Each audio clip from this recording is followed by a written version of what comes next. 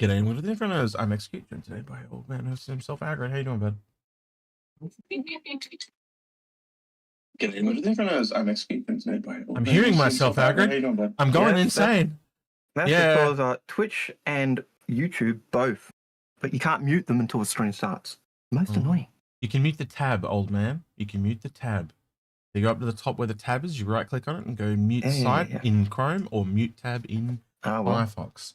He's learning, guys. He's learning. I will beat the IT support character into him. Don't worry. Anyway, how have you been? You had a good week? It was okay. It was an exhausting week. The glasses instead of contacts on the eye are tired. So yeah. Well, I had an interesting week.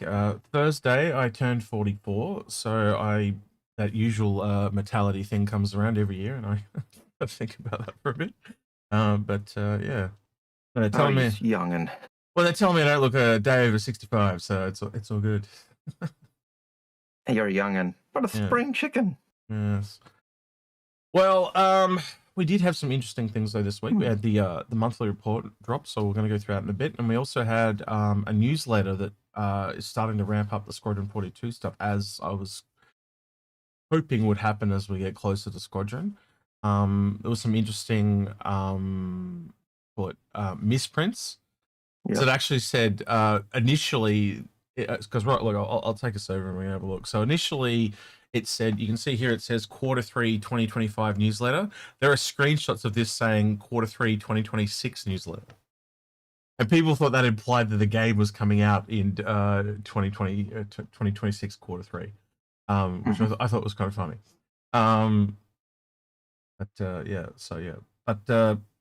Really cool exterior shot here of, what do they call the place? It's something cross. They've got this bigger image of it here. Fortune's Cross. I thought that was really cool. So that's the station we've been seeing, and you can see this ship here at the bottom left.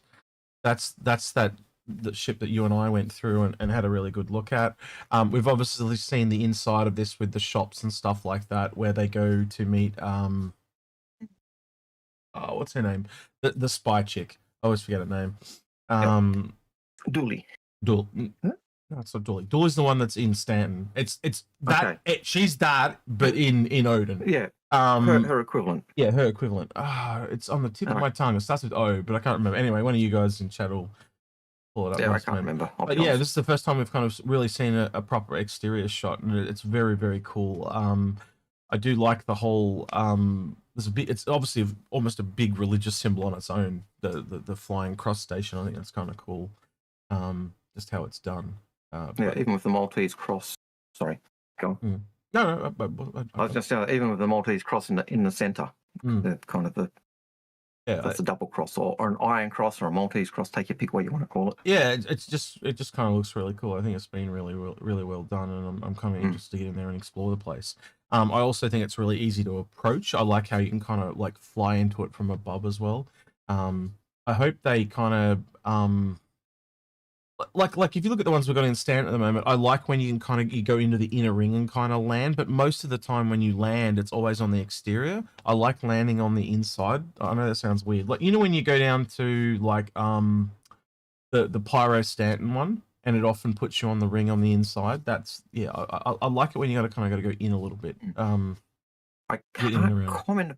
I can't comment about the Pyro Stanton one because I don't go there that often. We just got a big raid from Pete. He was trying to tell me how to speak earlier again, and you know how that goes for him. Yeah, it's not going to go too well. And how do we say? Well, apparently there's a new gun coming called it's got a silent S in it, and it's called the Fresnel or something. And he doesn't want us to call it the Fresno or the Fresnel or something. So I think we'll just we'll just Aussiefy and call it the Frezzy. Frezzy. You know, so I was thinking, Fresno would probably go on, but Aussies would probably shorten that to Frezzy because the old Frezzy, you know. Well, like how we call him Petey, you know, Petey, you know. So, a lot of people that come down here don't get it, but it actually is just an easier way of speaking. Like, why would you say afternoon when you can say arvo? It's essentially just dropping the syllables, so it's easier to say things. That's what it is. We're lazy. Yeah, probably why we get told that we mumble. Yeah. I found that, like, Indonesian, they do the same thing. They shorten everything. The formal will be that, and they'll shrink things down. So we're not the only ones who do it, but yeah. All right. So while we're on this one, we'll go through the rest of this then, Algared. So do you want to? Does any of these like speak to you on this map? Because you probably know more about this than I do because it's very lore based. So is there anything you really specifically want to go over on this map, or does none of it speak to you? Well, I know the Aceto station is one that we've gone through. That's a big communications platform. We know about the coil.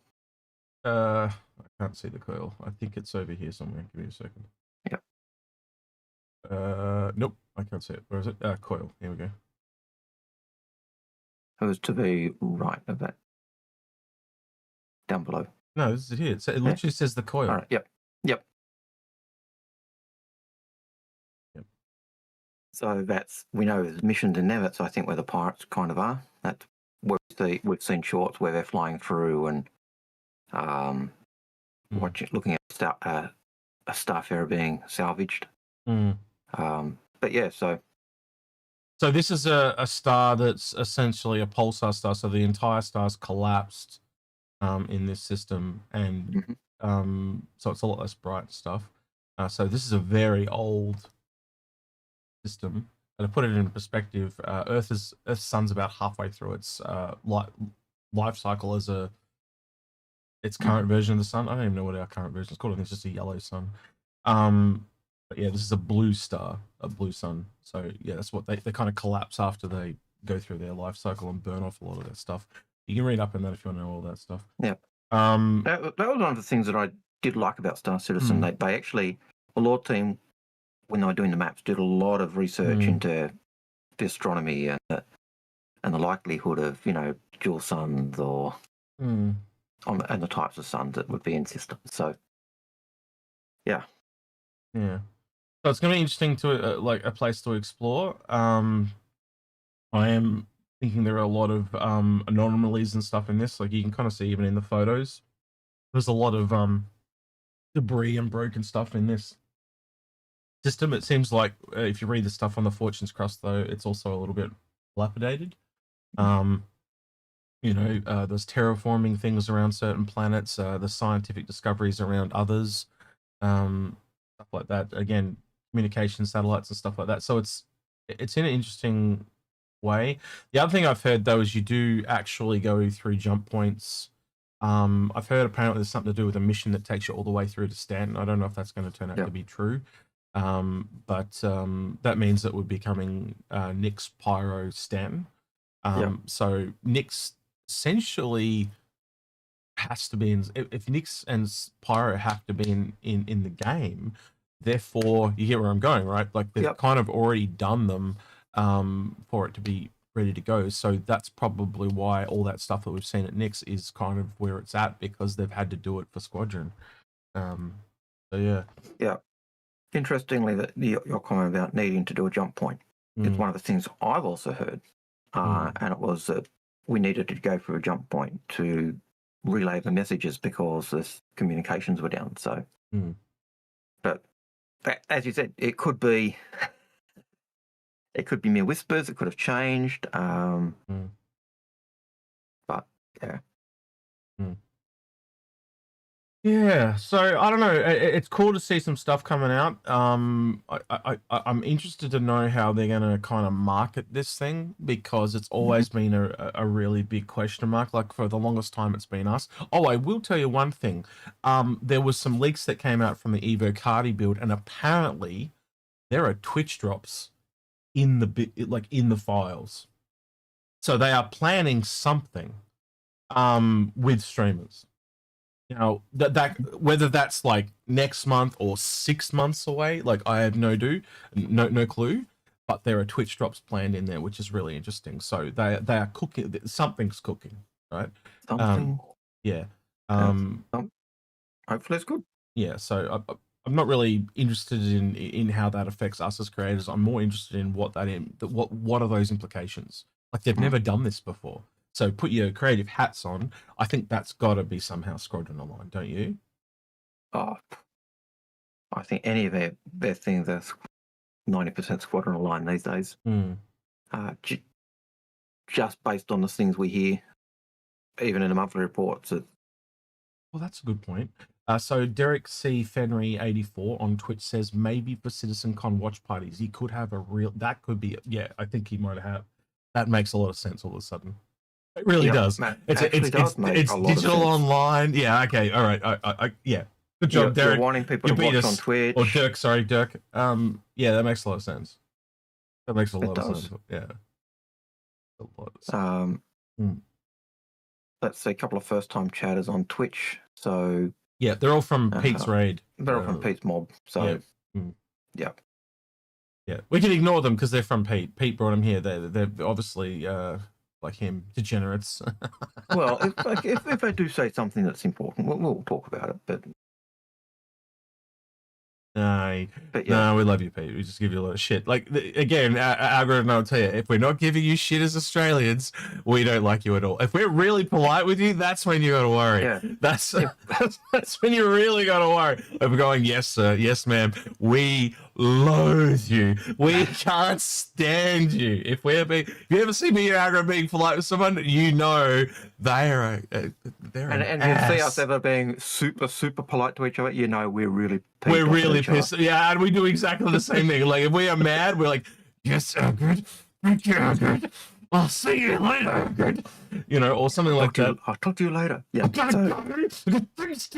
So if we're actually having what you guys will say a heated argument, 9 times out of 10 it's just a disagreement of ideas, and 5 seconds later it's normal. We've had like British people and American people sit on it when me and him get really like loud, and they're like, holy shit, and like that's just us like passionately arguing, and we're totally fine. Please, mum and dad, stop fighting. It's when we're really like passive aggressive. That's when you don't. That's when we're really mad. But anyway. So all right, let's go. Let's go through the monthly report. I know Petey went through this already, but I'm not like anything you want to highlight or go through. But I really just want to go through the ship specifically. Yeah. As soon as I saw this photo, I was like, oh, that looks so detailed compared to some of the stuff we've seen previously. I was actually like, and you know, I was telling you about when we talked about. You guys haven't seen it yet, but me and Agri did a Perseus video. And remember, I was telling you how like it didn't look armor plated enough. Yep. I want that. That's what I want on the Perseus. Yeah, you want that kind of armor look. Yeah. I really do. So, you know, we've got 3 unannounced ships going through the pipeline there. You know, we can go through the Sinu ship. We now know it's not the Apollo. Notice how it was 4 unannounced ships. So again, and the Krugers come out, so that's why there's only 3 left. So I'd have to assume that one of those is the RSI starter, like salvager. And then I'd say one's probably the Sinu ship that we're getting at CitizenCon, and then the other bespoke weapon ship. And Grim talked about that. I think he might be onto something. About 6 months ago, he put a post on Twitter to Ben Curtis, because you know, and they said it was the year of beams or beam citizen or whatever. Like they were talking about beam weapons. We haven't seen a single beam weapon, by the way. One. And he said you need to take the Ares and put a beam weapon on it. And Ben Curtis replied with a smiley face, like a winky smiley face. So I think a very easy variant for them would be to do an Ares with a beam weapon. And at the time I said Hyperion, and they've found stuff in the files that point to a Project Hyperion. And that was at the time, that was 6 months ago. So I'm not saying it's the same thing, but it could be that there is a beam weapon for the, and think about that as a ship to do our grid. You're really just changing the color of the ship and taking the gun off and putting a different gun on. That's a very easy variant to do, yeah? You would think that. Yeah. So how much rope do you want? Comparable to a full ship. How much what, sorry? How much rope do you want? you know? Oh yeah, exactly. I don't need much there, man. Like just the noose and enough to like just a knot to put it on a hook. I think I'll be good there. Yep. I could just use a tie. Yeah, that would be enough. That would be a bit dressy. Yeah. For me, yeah. Do you have one? Yeah. I just use the cable off my headphones. I'll be fine. Okay. But that works. but again, it makes like connecting some dots there. Like it kind of means that what Grim was thinking was similar to what Ben was thinking. I'm not saying it's a certainty, but that make like it. And then the other thing that you look into that Grim mentioned as well is when Lando had to remind him on SCL that there were 2 beam weapons. If you think about it, if it was already a known ship that just had a different gun change, that would be the type of thing most people would forget when they're creating all these new ships. So to go back and when Disco reminded him that there was a second bespoke gun, that's probably the ship he forgot, one that was a variant, that was just the variant changing the weapon. Now, it might not be an Ares. Like, for example, another one it could be is say it was an Intrepid. You know, they put a laser beam or a beam on an Intrepid and made that one of their variants. You see where I'm going, right? So it's not a definite, but just it's a possibility is why I'm bringing it up. So they're the 3 kind of ships I'm expecting. One that's some kind of variant, whether it's an Ares or something else, I don't know. The Sea ship, and I think the other one is the vehicle, the Atlas platform variant. And I'm the 2 variants that could be, obviously it goes into base building or medical are the 2 places I go, and I'm leaving heavily towards medical, just based off the medical stuff that is in this, and knowing that some stuff is coming and stuff. Like when you go through and look at some of the leaks that have come out in the last 24 hours, there's a lot of stuff. It's not called med goo anymore, it's med gel. Is what they call it. And there's been a lot of connotations for that too. Like the cost to respawn now is about 100K. So people actively going out to rescue people is really going to be a thing now. And I think right now, the game you drop it into, it feels overpriced and aggressive, but knowing that the scanning is coming and then therefore the need for escorting and the base building and all that shit's just around the corner, I would say 6 months from now, it's totally valid, right? So it's kind of like at the moment how we've got the Idris, and it's really annoying because people are going at it on their own, but there's no engineering. As soon as engineering drops, how much does the Idris drop back? You get my point? Yeah. So yeah. I know you get it. Yeah, sorry. Yeah. Go ahead. But when engineering comes, how much do all of the big ships drop back? How much does the Polaris drop back? The Idris drop back? The Reclaimer drop back? And the bigger the ship is, the bigger I think it's going to drop back, because you will need those extra people. It's that cart before the horse problem that you and I talk about all the time. So you got to always remember there's always going to be teething issues, essentially. And right now the Idris, where it is a huge pain in the butt. But like, again, as soon as that, even if you just drop the Perseus in and no other changes, that it will be able to deal, and the Paladin, mind you, they will probably be able to deal with the Idris a lot better than what it's used to, because you'll be able to fly around it and really do some damage into it. You'll be able to, and some of the testing I've asked some groups to do has borne a lot of fruit, actually. EMPs and distortion weapons are really good at stuffing up the Idris, because they can keep its shields down. So something like a Saber Raven is really annoying to an Idris, because when the EMPs go off, they essentially do a greater buildup of the distortion damage at the moment. So essentially they help take the shields down, and then if you already have distortion weapons on top of that, they keep the shields down.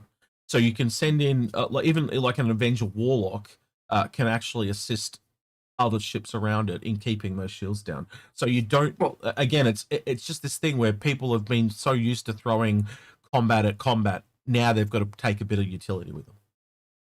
Well, the other thing that comes with that, there's EMPs will also do things like should do other things like shut down the PDFs. Or PDCs. The PDCs. Yeah. PDFs. You do that every time. It's quite funny. I have been doing it. Yeah, it's quite funny. Not frustrating. It's comic relief for me. It's fine. Yeah, it's a bit like AIE. Yeah, exactly. Yeah, we've all got our little quirks. Yeah. But yeah, like I do think though that you'll find that those automated weapons are going to get shut down by those types of EMP hits. Yeah.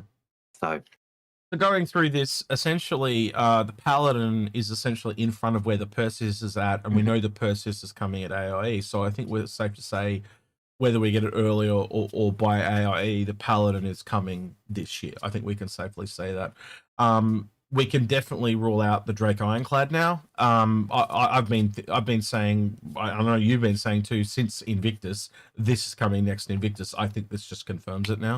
It's like the final nail in the coffin. It's just nowhere near long enough that it's coming this year.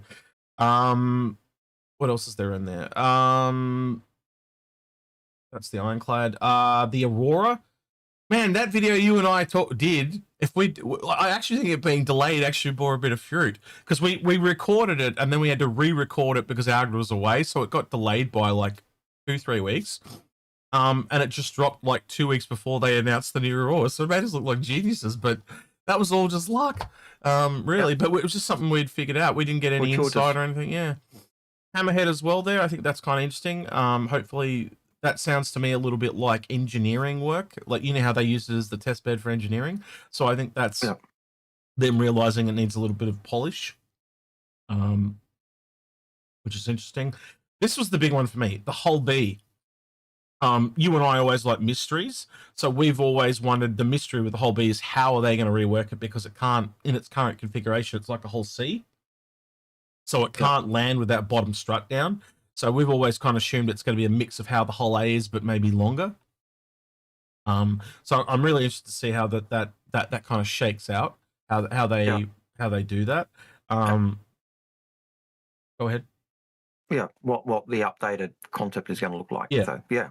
So it's not the ship itself; it's the mystery. A lot of mysteries drive me. Well, especially me. I don't want to put words in Algared's mouth, but I know you lean into that a little bit as well. Yeah, just trying to figure out how things work is entertaining for me and you. So yeah. Yeah. So this next one. Oh, go ahead. Yeah, go on. Oh, no, I was going to go on to the next one. Well, the next one I got a lot of questions about, because you can interpret it in two ways, right? Because they talk about the God, I need to get my finger the right way. All right, let's do it with this finger. They talk about the medevac and the triage here, right? And then they talk about medical gameplay adjustments. And then in the next line, they say some of the team moved onto related but unannounced ship, right? So that's another ship that's not in those three, right? So that's a fourth ship, right? This is where now me and Grim were talking about this at the time when we were getting the questions, and we thought it meant it's another medical ship, right? But you could also take it as it's another ship based on the Apollo. So it goes both ways. So I do think they need to clear this up, because that's gonna go in two directions. So I'd love when they bring out the medical ship, if they just say, by the way, the ship that we're working on is medical related or it's Apollo related, because that enough rope to hang yourself. You need to clarify that. You can't just drop a line like that and go, that's a bomb. That's a bomb right there, what that is. Yeah. At the moment, that is, it is ambiguous. Yeah. So my first reading was, it's a variant of the Apollo, which I thought was unique, because we'd literally been talking about. Well, we did that episode on it this week, the Apollo Phoenix. And so when I was reading it, I thought, you're kidding me. But when you said, Grim and I were talking about this and thought medical, I thought, that both of those are both seem really valid options that you could take. And yeah, it's just because I take the last sentence, not the entire paragraph. So the last sentence is ships also supported the gameplay team with medical gameplay adjustments. Some of the team then moved on to a related but unannounced ship. So that's how I've read it, right? You read the last sentence and not the whole paragraph, and you do that. It makes me think more times than not, it's I think it's more likely to be the medical variant than an Apollo variant. But I think it could be taken both ways because of the way it's been written. And because when you write a paragraph is a single idea, the sentence is all around that single idea, and then a new paragraph is a totally new idea. So so instead of saying onto a related but unannounced ship. It should say another medical based related ship or something like that. That's how it should have been worded in context. Is the problem. And we have that problem here too. When people ask questions, they'll ask them out of context. And look, I don't know what you're talking about. Because we'll get to it 40 minutes later, and it's like, oh, speaking of that question about. Speaking of questions, I'm an idiot. I haven't even put the bot up yet. We're here talking, and there's no bot. I'm terrible. Hang on, let me get that started. All right, bot. Oh, or is it? Oh shit! Oh shit! I don't know. Oh, you mean we're going to go old school? I think we might have to go. I think we might have to go old school today. Wow, the bot is dead as a dodo. I mean, and the live copy that you're sending me is still not with the screens we're seeing. I'm seeing it delayed on YouTube. So yeah, okay. So what? So Discord's not streaming to you? I've got your desktop. Oh, okay.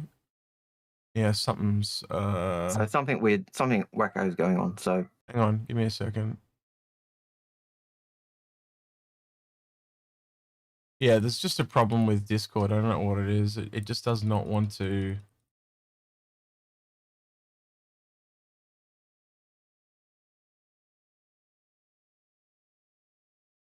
Yeah, it just doesn't want to change over. I don't know what's going on. Yep. I've been having this issue where it just keeps trying to sell me Nitro, basically. That's probably why it's not working. I think I think it's something that's happened because they remember how when we have a server boosted, it gives you like higher resolutions and stuff like that. I think something's changed on how they're doing things. Yeah, I click the button, it just won't share screen. I don't know why.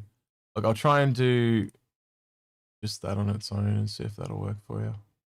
But then you won't be able to see browser and stuff. You'll only be able to see OBS. Yeah, it works on OBS, but it won't work on anything else. So now you should be able to see the right stuff. Right. Apologies for that, but yeah, nothing else I can do. I was working around it. Yeah, I'm sorry. Apologies. Right. Yeah, so the bot's not working, so we're gonna I do apologize to Twitch people. If you want to ask a question, we'll be taking the questions from YouTube. I will try and keep an active eye on Twitch and answer those questions. But the only way we can do this is when the bot is dead is a Q&A on YouTube. So that's what we're going to be doing now. So we're going to start a Q&A. So please ask us. And any of the earlier questions, I'm cutting and pasting into. Just message them to me directly. We'll take them from there if you want to do it that way. I'll just put it. I've been putting them into their stream questions. Oh yeah, that's fine. That's fine. All right, so the Q&A is up. So yeah, all right, I'll cut us back over to this. So I can't see YouTube chat at all now, Algared, due to. Wait, maybe I can. I can do it this way. You know. Bear with me, please. Technical issue that I need to fix. Stuff like video, content, and then live, and then this stream. Open that, and then I don't hear myself. Thank you very much.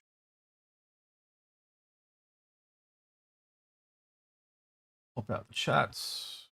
Grab the chats. Chat back in here. Paste. Apply. Gotcha. All right, cool. Now I can see you guys. Great. Get rid of that. Get rid of that. Right, we are golden. Right, all fixed. Right. Good to see you, Daft. Hope you're doing well. Right. Quick look down at Twitch. If there's any old questions, I'll pull them out. I can't see any questions on Twitch, so it's okay. Yep. All right. Let's go through the ones that we've got then, Algared, if you would like to. So the very first one was from Kickstarter Radio 102.4, and they said, "Howdy all. What's the chances digital CitizenCon will go longer than 2 hours? I'm guessing it'll be bigger." Well, by the way things are shaping out, it looks like it's just a video. I don't think they intend to have any live stream element to it, and because of that, there will be no it going longer. I think it sounds like they've designed the whole thing to be some kind of thing that you watch at an event. Like they've based the whole thing around that, right? So basically they're sending CIG people out to events like at a bar or whatever. So that's why it's so short, because they want you to mingle and hang out and then watch 2 hours of this and then go mingle and hang out again. It's not designed for us that are at home. And that's probably to its detriment, to be honest. If you want to go out and hang out with friends at a bar, I think that's you do you. But yeah, I think it's not going to go the way they thought it went. I think 2 hours is too short, personally. Like, what can you put in 2 hours that's of any significance? And my brain just keeps coming back to marketing chips. Like, I think that'll be at least a quarter of it. Like half an hour of it would just be them selling chips. But yeah, Algared? I think that's probably about right. We know they want to include at least some of the contest stuff they've been doing, but it makes sense for it if it's going along that line, that they want it to be something we do at a watch party at a pub. You want to limit the time frame for that so that you can actually do that mingling and stuff. Otherwise, what's the point of having a bar citizen at a pub? And we know they've been filming in the Only Constants. He's kind of alluded to that, so you know that it's just going to be basically a 2 hour inside Star Citizen. Basically, that's what I'm expecting.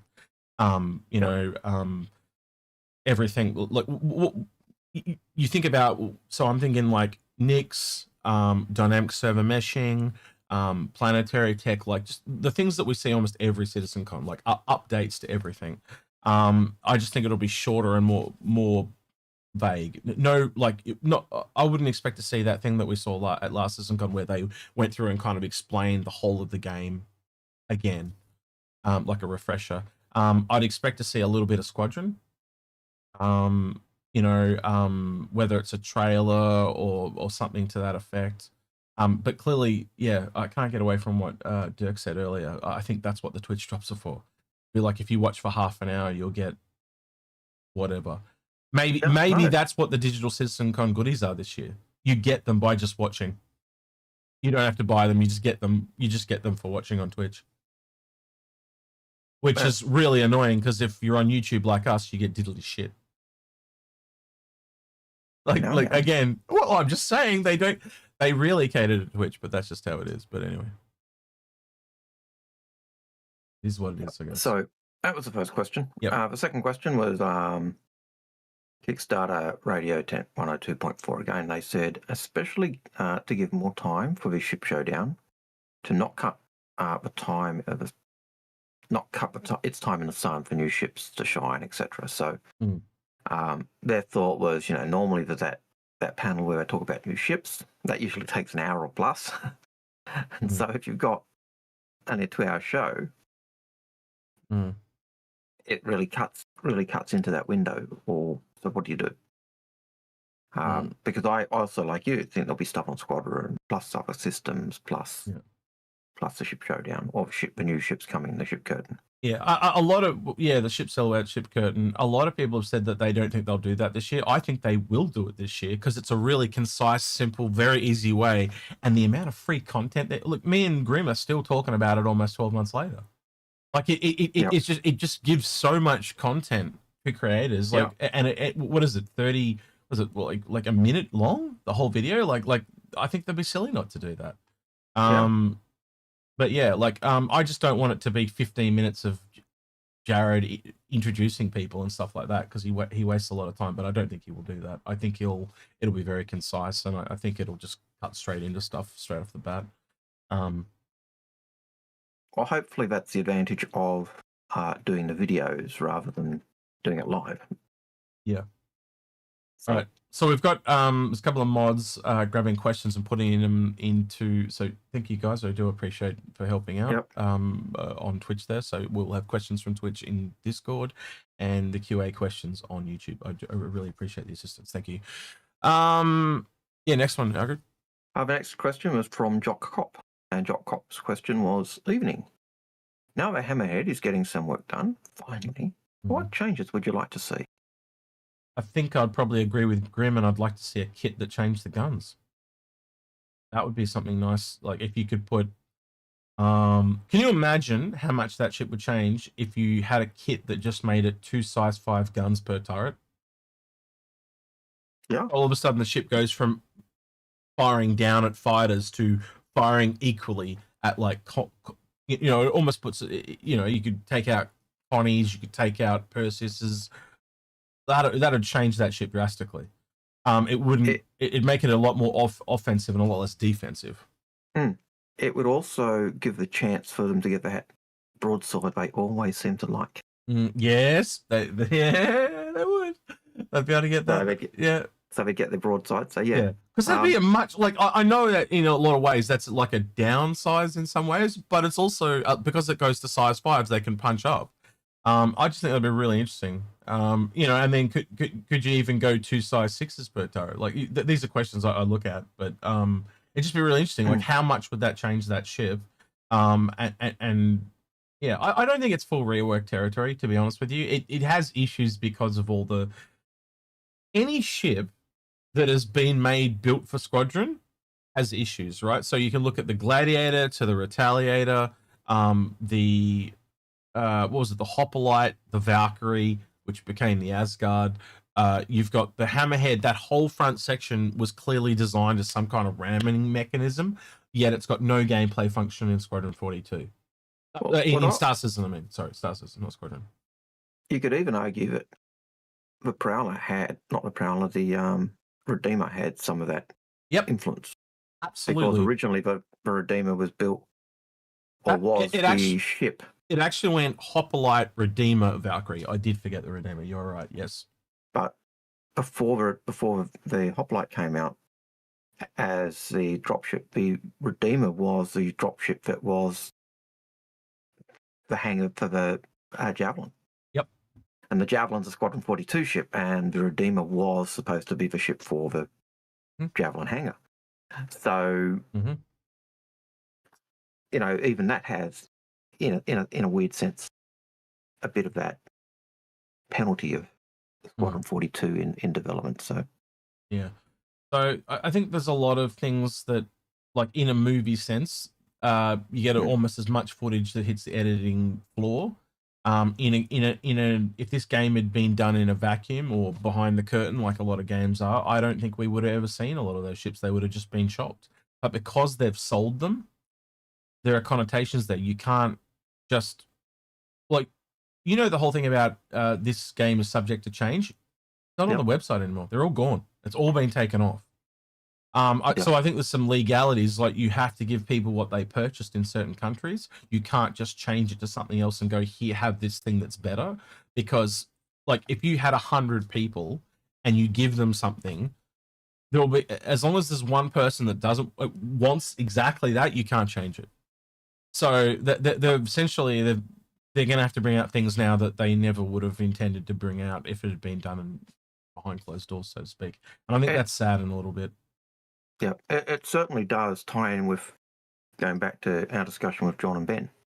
You know, and John's comment when we're talking about the modules for the Galaxy, and he said we haven't sold it.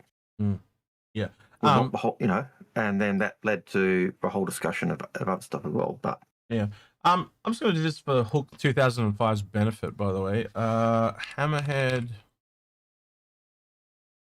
concept sale. Because you can even tell in the, oh God, is it going to bring it up for me or not?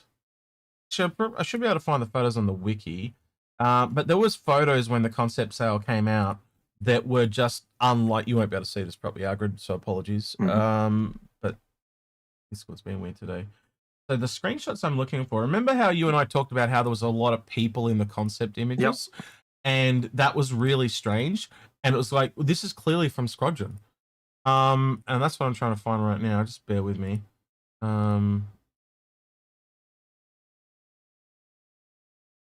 Right, so these are fully 3D rendered proper people with Squadron uniforms.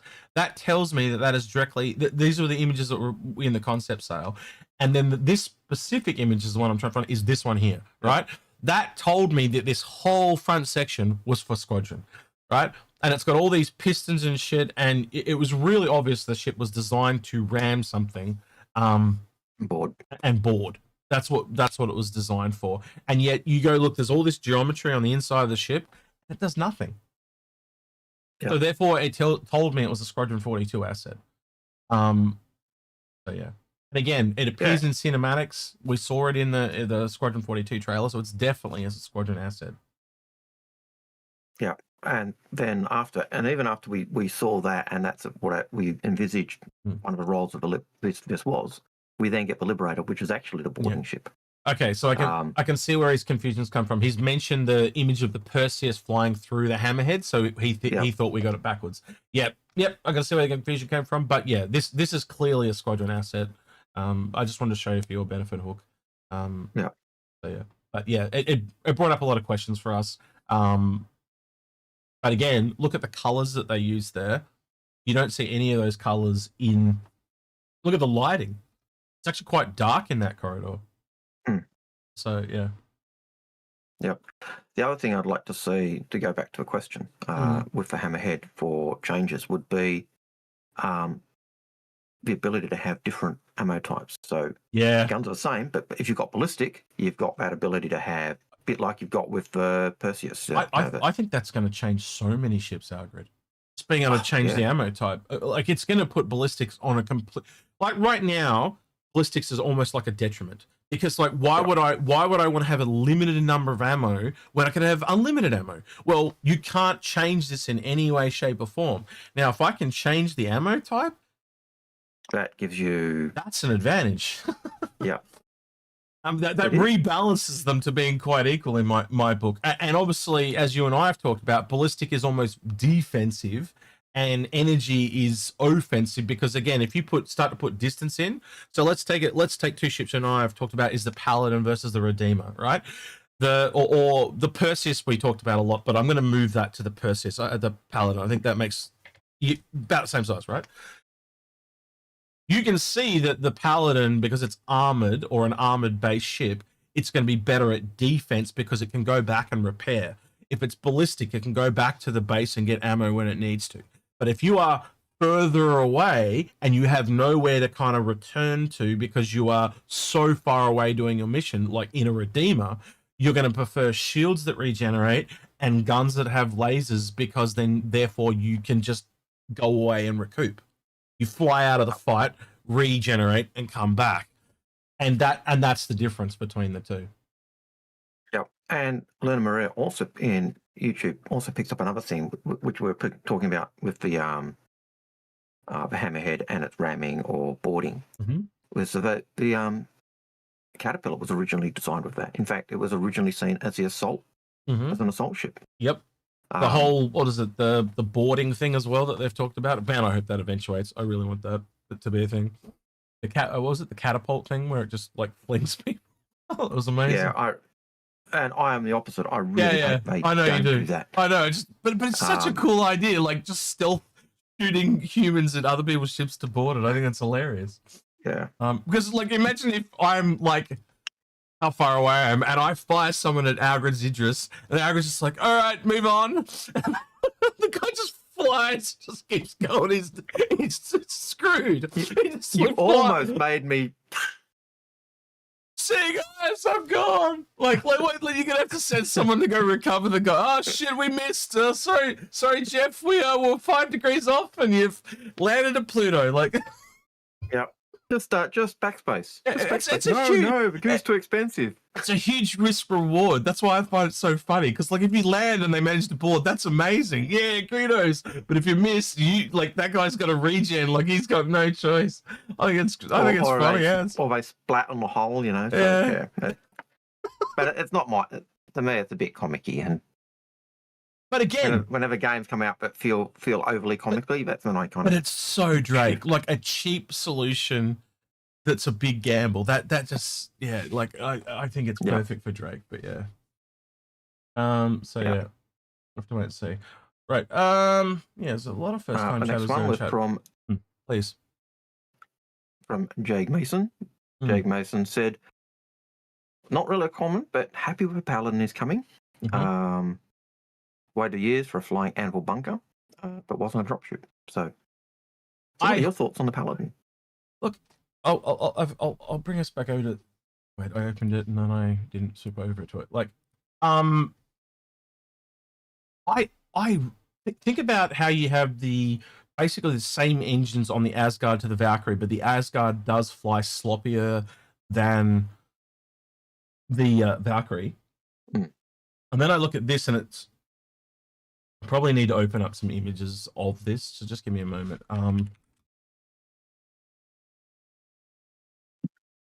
To kind of reinforce my point here, because the engines on this thing are so much smaller. So if you look there at the back down there, just above Algared's head, they are way smaller. Now, I know the argument can be made that there are no people on this, but it's got a shitload of armor, and we know armor adds weight, Algared, don't we? We've seen it in the Gemini, we've seen it in several other ships, even the Triage and the Medivac.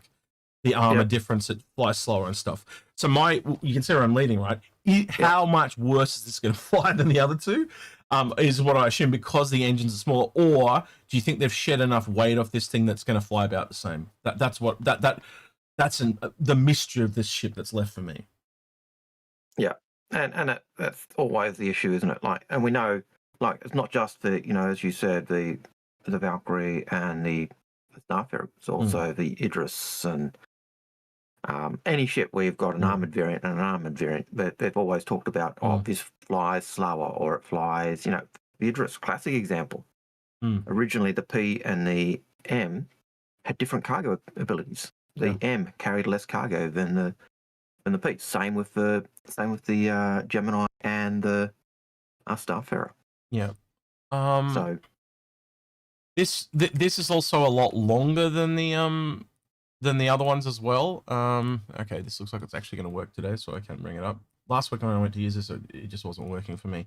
But if you put in Paladin, we got a 53 meters, right? And then if I just put in Valk, right? I can put the Asgard in too, I guess. But like, yeah, I know it doesn't seem like a lot because it's only like an extra what's that, 7 meters.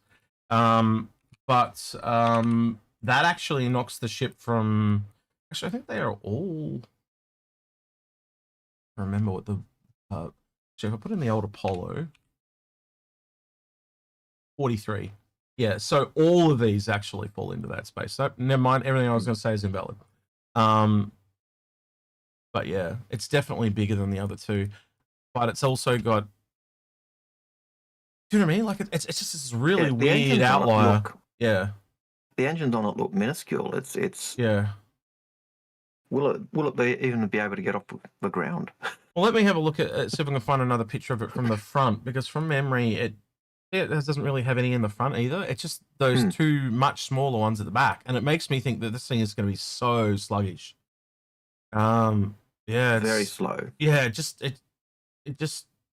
just I'm really worried about how it's going to fly. That's my biggest concern. It's your tank. Yeah. In MMOs, that's your tank.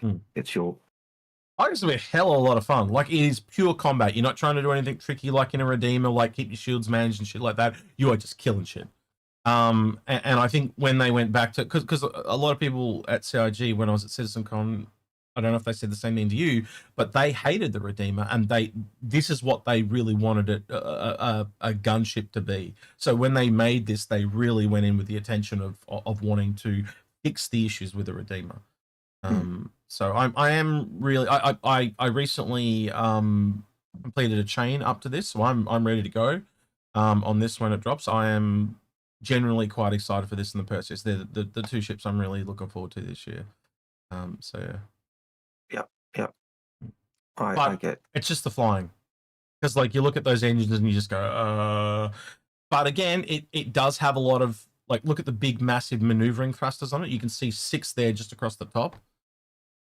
So I think it's going to move a lot more with thrusters than it is with engines. But it's not meant to. Obviously, it's not meant to be in atmosphere either, because again, it really does. Like, it's obviously that's a VTOL engine, but really, it's not what it's really designed for, is it? That's kind of the Redeemer's domain. Is in it, inserting people in the dropship aspect. This is the combat craft. Yeah, you get the impression that those thrusters are going to be what give it that.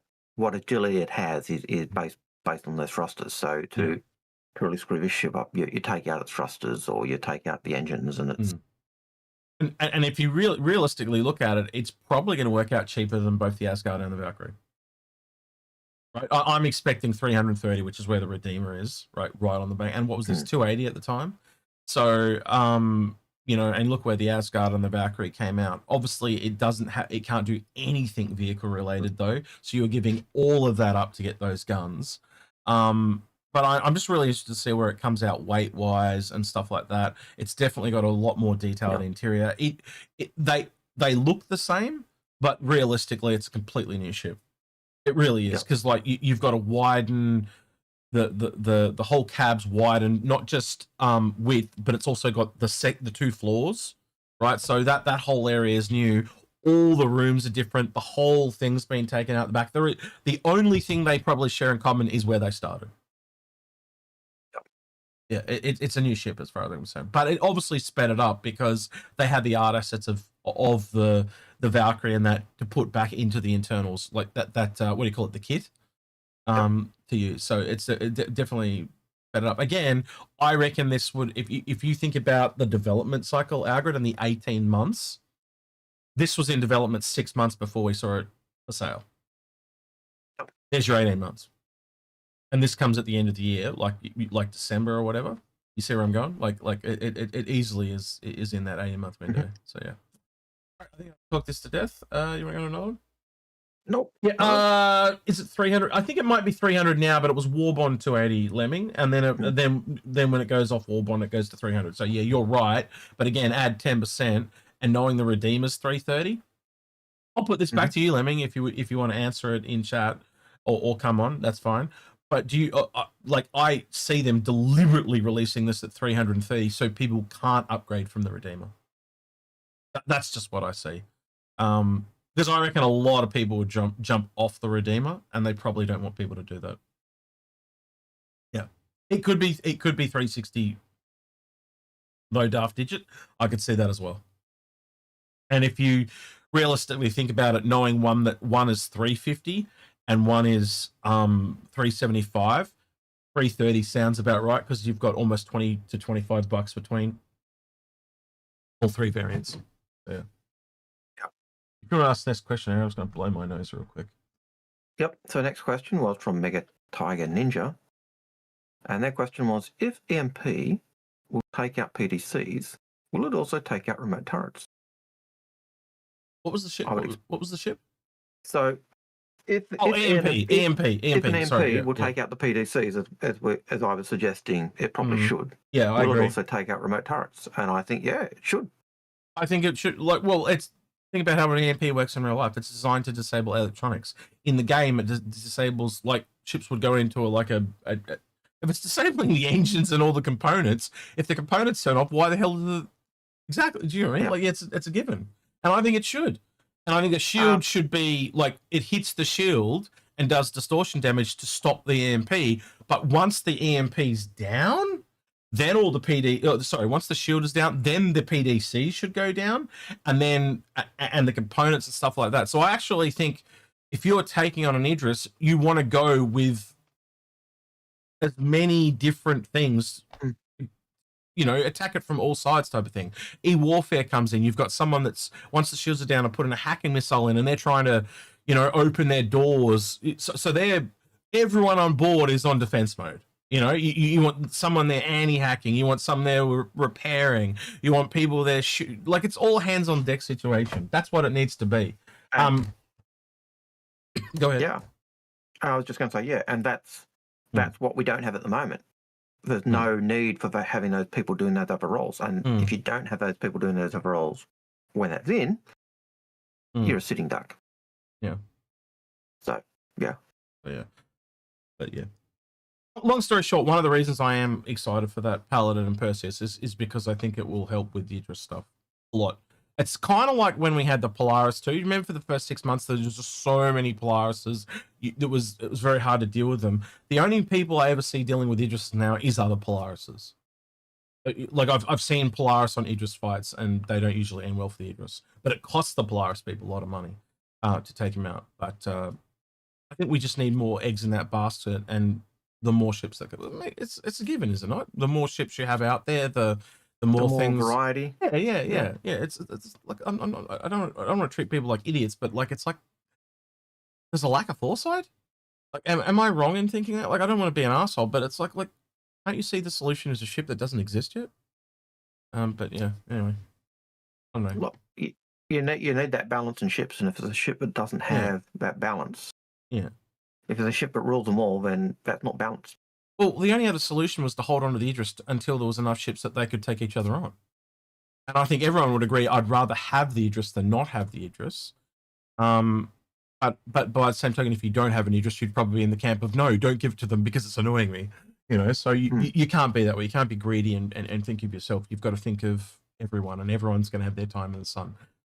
Like this month we'll have the Apollo, and I'm sure there's a lot of medical people really looking forward to that. And the new medical changes coming in might be a little bit up for the horse with that medical gel. We'll have to wait and see. But again, as I said, 6 months from now, once all those other gameplay changes come in, you can see it's just it's a cart for the horse problem. But again, if we've got all those the dynamic server meshing, the Apollo going in will fix a lot of things, and it's going to make it so there's a reason to have a Cutlass Red and a Pisces X. Like at the moment, there's no real much differentiation between the two.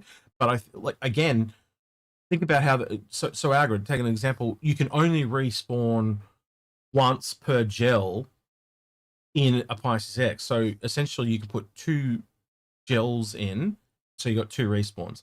Now, because you got 2 beds, you can have 4 respawns in it. You see what I mean? Yeah. Like it actually makes a lot of sense in a Cutlass Red. Sorry, go ahead.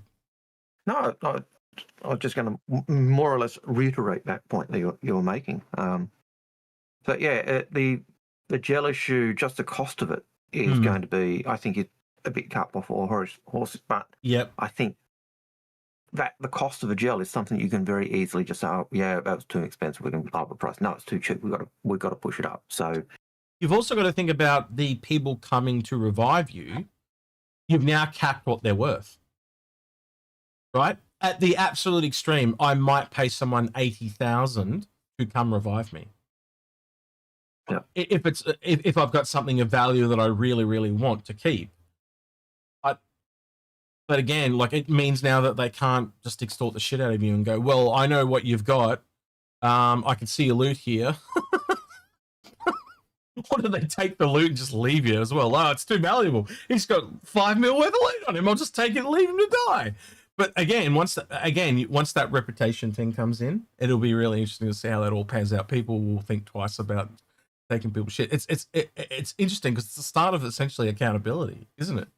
Like you're not gonna just be able to do weird shit anymore. Like, yeah, it's really interesting. I think player rating system will come in sooner than later. I think it's it'll probably come in with the socials when that comes in. So it'll be interesting to see. Yeah, I think. Yeah. And we talked about this a little bit before we started, but I think it is a bit cart before the horse, just because of the fact that we've still got lots of bugs. Yeah. Oh, yeah. We did talk about this, didn't we? Yeah. So how many times do you die due to a bug? Yeah. If I'm not doing combat, most of my deaths are basically bugs, and I don't know how they're going to account for that because there are a lot of people that don't go out there and just make shitloads of money. And if they're going to charge me 100K every time I respawn, I'm going to get really pissed because, or I lose my stuff because I died of a bug that the game made that's not my own making, especially in newer areas, right? So anyone that goes into a newer area, it's going to make people not want to do new content. So I can tell you right now, I'm doing the avocado testing for ASD facilities. They are much improved. I think I can safely say that without breaking any NDA. They are much improved. And again, anyone that is like, I know Pissball Pete plays the game a lot. He would say the same thing. If you go back to say the Hathor facilities from 3 months ago, that runs a lot better now because they've had time to look at the data and fix the problems. So it's going to be interesting. It may be a placeholder value, Sandgroper. I am not 100% certain on what it'll finally shake out at, but I don't think 100,000 is too high because realistically, you are paying to protect what you have on your person. That's what you're paying for. What is the cost to replace all your armor, the loot you have? Because again, if you've just died and you've got nothing on you, you'll go, oh, I'm worth about 20k. I'll just respawn at Lorville. Not worth it. If it's going to cost you 100k to respawn. Yeah. Yeah. Then you're not. If you've got like a whole bunch of loot on the that you know that's worth over 100k, I mean, it's worth it. So, but again, like think about how, just think how this is going to affect the PvP scene and stuff like that when you're eventually paying to respawn and stuff like that. It's going to be interesting because I do think eventually those fees may come to the actual, major hospitals as well. Yeah, I think it's just I think you're right. I think it is a placeholder, but I think there'll be a cost for dying. Period. I don't think it's going to be free. No. So not only do we have a limited respawn before we have a new character. Still, with all our stuff, don't assume, as some fearmongers would say, that oh no, once I have to create a new character, I lose everything. No. Yeah. You will have everything, but you'll have a new character, and your rep will be changed. Yeah. So Robert JT brings up something that I think is very much a placeholder. He says the biggest problem, which I assume is a bug, is healing on a bed takes 50% of the goo. Well, I think the healing will eventually be related to the damage done. If I stub my big toe, it's not going to use as much gel as if my whole foot came off. So again, they're probably going to go through and work out what each one is worth. Again, that's probably why every bed has at least 2 in it. One for the respawn, one for fixing you. And if I feed, no amount of fixes to the body should take the entire canister because you are only being fixed, not completely repaired or regenerated, right? So, it should. I think 50% would probably be the maximum that it would use. So I'd say that's probably a placeholder, Robert. But we'll have to wait and see. Yeah, and we'll have to wait and see on the cost and how the different. Different levels affect as well. So first time chatter there, Controller Undo says, I think landing zone respawns will always remain free. I'm not sure. I really think that like it won't be free, but it'll be incredibly cheap. Is where I think I'd go, because every Chris Roberts game has had a cost, but that cost can be incredibly low. I think back to the insurance in Freelancer. Like it would basically, and again, like when I asked Chris about paying for insurance in this game, he essentially said it'll be equivalent to like 1 quest worth a month, right? So if you're going out and you're doing, whatever ship you're in, the quests that are built for your ship, let's say I get paid 30k for that mission, that's probably how much it'll cost me to insure that ship for the entire month, right? Very cheap in consideration. And that's. Again, so that allows it to scale the ship. It's just, it's more of a, you have to have a cost for these things. It can't be free. So I think it'll be very cheap. Yeah, and it'll be, and whatever price is will be scaled whatever we're making in game. I think that's also something I've heard as well. I think if you're at 0 alpha UEC, it's time to die and recreate a new character because you failed. You should be always going up in money, not to 0. And I think in some cases it would be, if that character goes to 0, it might be worthwhile pulling them off and having their child take over and start with a new amount of alpha UEC. I don't know. I could be wrong. Again, we'll see where it goes. I'm not going to say you're wrong. I just don't think it'll go that way. So I don't know, to be honest with you, Control. We'll have to wait and see how that pans out. It's a very interesting conundrum question. That I think we could philosophically sit here and debate for quite a while. But I think the easier way is just to wait and see what they do. Because I'm sure they're having the same conversation internally. Yeah, I agree. Sure they are. But if you've got a character who has run out of cash because of what world is against them, now it could be because you've just driven their rep into the ground. Having a respawn would reset the rep. So yes, that may help you, but they're still going to have the same problem if they're inheriting all your stuff. So does a new character get starting credits again, or because it's not a new account, it's have to wait and see. New character on the account. Yeah. So again, one another of those things we'll have to wait and see. Another interesting question. So Star Gideon on Twitch says Wave 1 has just opened to PTU, so I'm no longer in Evo. That's interesting. So yeah, get out there and try some of the stuff. If that is the case, get out there and try wave 1, guys, if you're in wave 1, and go to the ASD facilities. I was very impressed with the AI.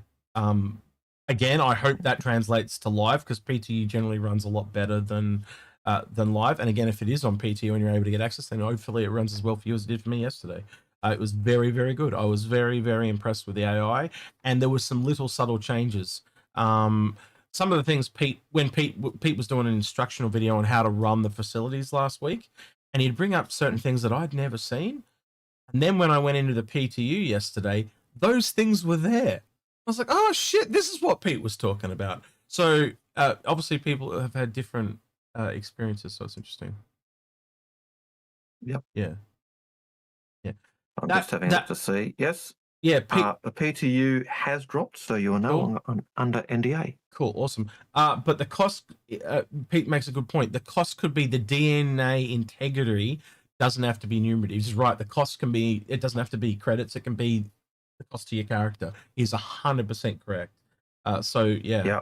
Yeah. That's interesting. Yeah, no, he's got a good point there. And again, we know they know that they've put in missions, so if you do lose all your money, you can come like a janitor or whatever and get a bit of money back, didn't they? Yeah.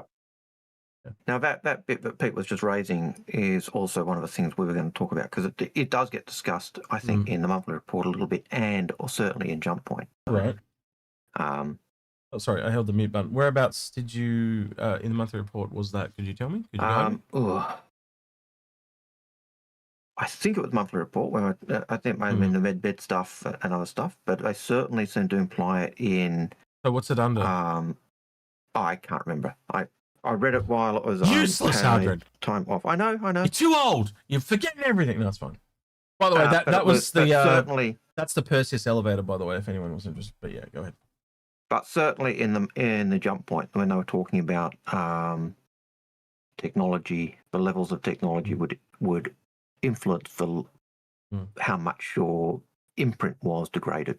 Yep. And they've even talked about having insurance so it doesn't degrade as much as well. So maybe that's what it is. If you respawn for free, it degrades more. Which reduces your number of lives. I think that's what Pete was alluding to. I didn't think he was that clever, but that actually makes a lot of sense. So if you can't pay for respawning, it degrades more. But that also I think answers. That's painful. But it also answers Pete's question from, why would you ever want tier 1 beds? Yeah, because then it's got a higher integrity. Higher so integrity. you pay 300,000 to respawn, so it doesn't degrade as much. Genius, we solved it. So that's what it is. Yeah, 100%. That's why you want those tier 1 beds in the Apollo, not the tier 3 beds. Yeah. So that solves a lot of the mystery right there. Yeah. Well, I'm sure we'll see stuff to that effect when they bring out like a medical design Q&A or whatever that they kind of alluded to when the Apollo comes out.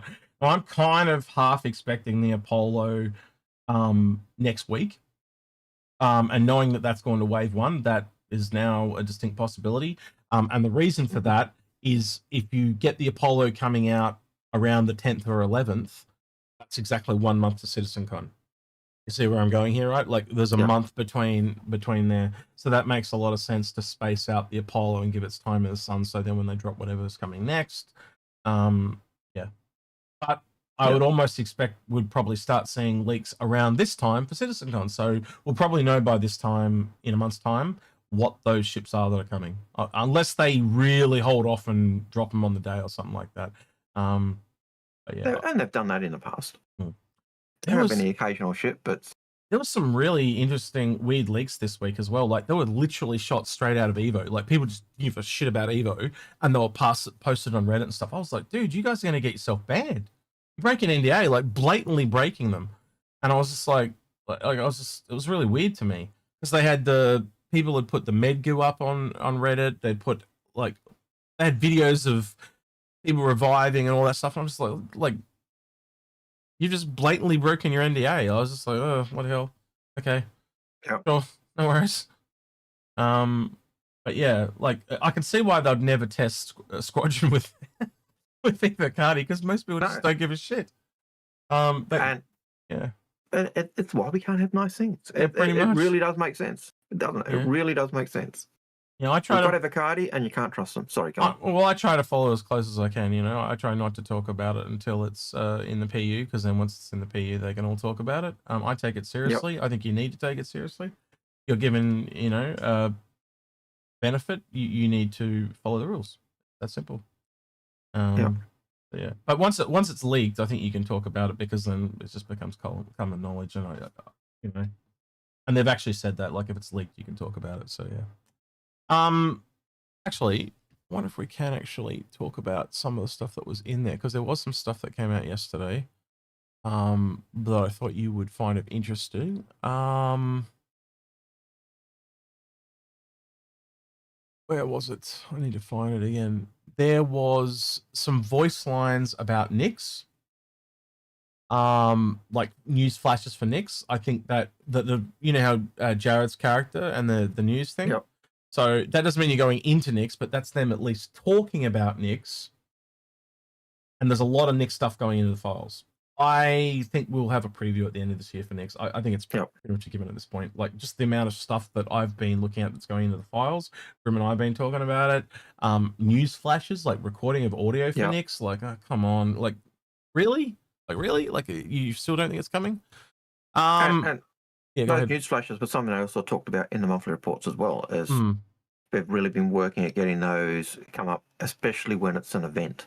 Yep. So I want the event news flashes to be coming up and being played in game. So now I know who they are, but just for the audience's benefit, Algared, who is the OMC? OMC, they're the pirate mob in Squadron 42, aren't they? They are indeed. That's who they are. What I'm going to bring up here. Should you be scared? No. So this is armor they've found in the game. I'm only going to show 2 of them. If you want to go find the rest for yourselves, you can. Yeah, and these have been leaked. So this is the OMC heavy utility armor that has been found in the game. I would probably expect that is coming around CitizenCon or sooner, or it might even be the patch armor for that comes with the Apollo. Who knows? But yeah, that's a new suit of armor, and the other one is the back of it. I think that looks kind of interesting.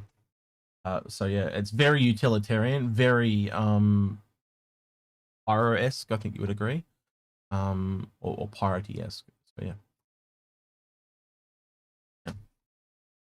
Yep. So yeah.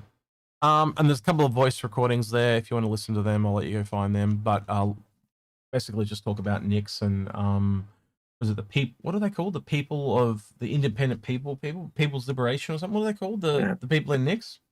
A People's Liberation Consortium. I don't know.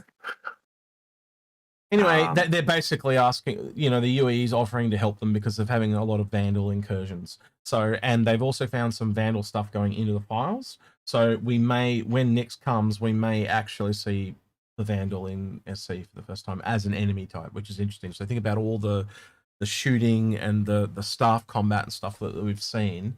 So that stuff that, like all that stuff that was in the monthly report about AI stuff, you can see that coming across. There's a new transmission. Hang on, Spike, give us a second. I'll have a quick look at this. I haven't even read this. It seems to be like it's brand new. Is this new or old? Oh, this is new. Okay, this is new as hell. Right. Yeah, let's go look at this, because this is obviously this is the medical thing, yeah? This is the medical thing we were literally just talking about. Oh, when they drop this. Yep. So this is interesting. So this is the medical design brief, as we were kind of talking about. So we can go through this live. Okay, interesting. Right, let's break it down. You just want me to read it, Algared? I think that's probably the easiest way to do it. Medical gameplay, like other systems within Star Citizen universe, such as mining and salvage, is not a standalone endeavor within the overall development of the project. It is inexorably and essentially linked with several other systems like actor status system, scanning, FPS, traversal, beacons, and more. Because of this, forward development is often dependent and outstanding work related to other systems first, and it often seems like this vital, important aspect of our intended system experience has taken a backseat to others.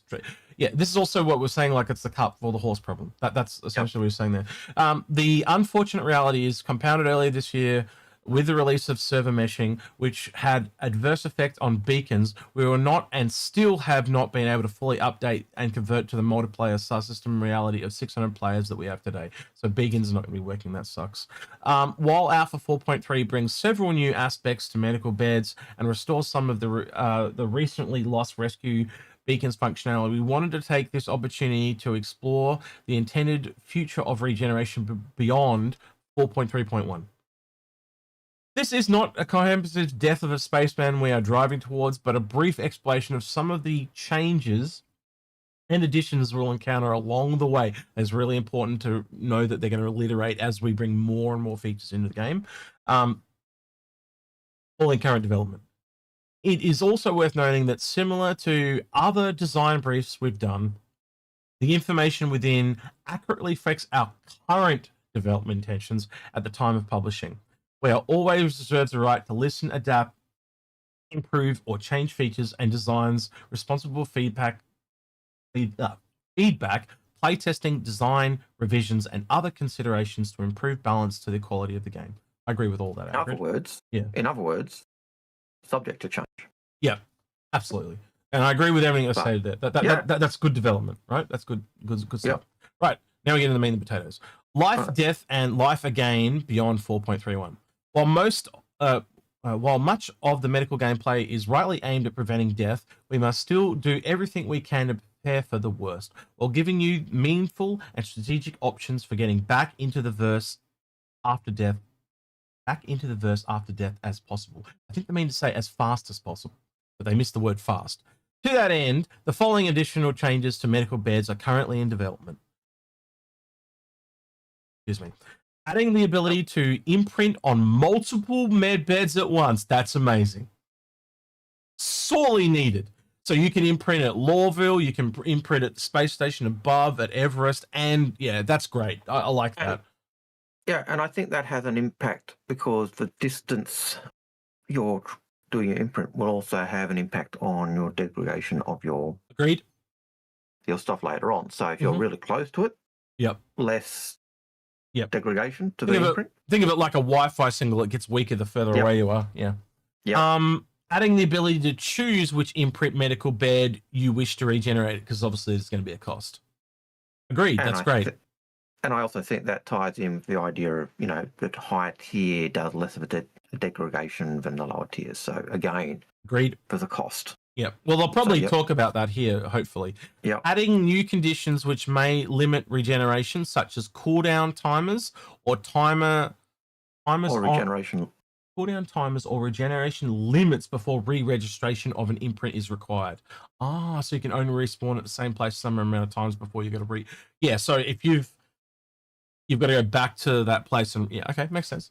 So you can't just set it somewhere and never ever go there. It's got to be somewhere that you frequent. So you can't essentially kill yourself and travel 5 systems across to somewhere else. I get that. Right. Healing health injuries. Player is injured, goes into medical. Does MedBed have conditions? Yes, no, yes. Does player or MedBed meet the conditions? Yes, no. Do not heal the player. Heal the player. Injuries that are induced are related to the MedBed's tier. Okay. So saying healing is tied to the bed quality, or tier 1, 2, 3. Regeneration, player is incapacitated or dead. Show generation UI prompted is required. Conditions no. Can regenerate there. Yes. Transition load screen. Okay. So these are just simple comments what I've got now. Simple flowchart. Yeah. Multiple imprints at once. The first key to this will be to allow you to have more imprints at different locations simultaneously, allowing you to do tactical choice upon incapacitation. Man, that does not. Being incapacitated. Incapacitation. I would have written that as upon being incapacitated. I think someone's done spell check on this, but not actually read it. If no help is available of choosing where you regenerate next, these choices will fall into one of 4 categories.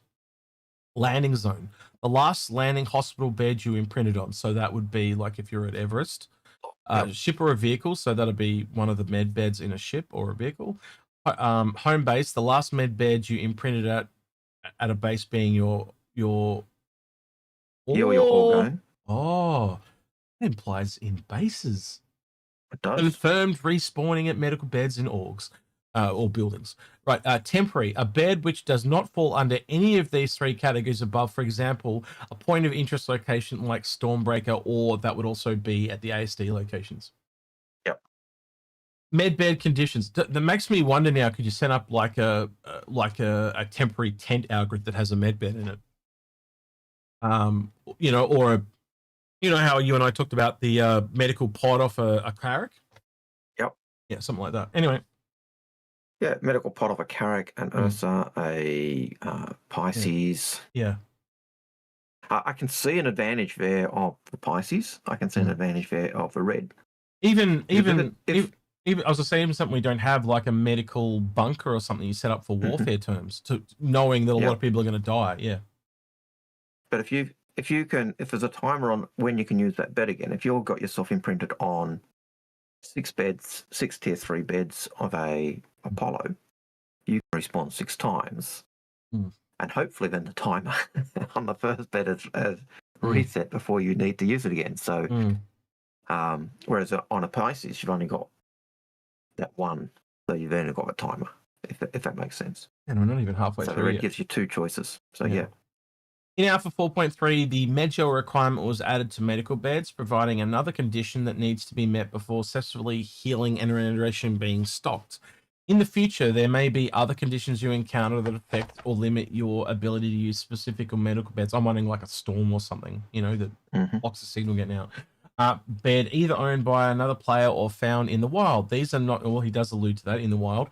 These are not global conditions applied to all med beds, but specific states enabled by deliberate intent or player action that allows them to create gameplay scenarios. So maybe the med bed's broken in some way, so this bed just can't heal your legs, so for that missions you've got to crawl everywhere or something like that. I'm just trying to make up a weird example. Additionally, some of these conditions may be found combined with one another.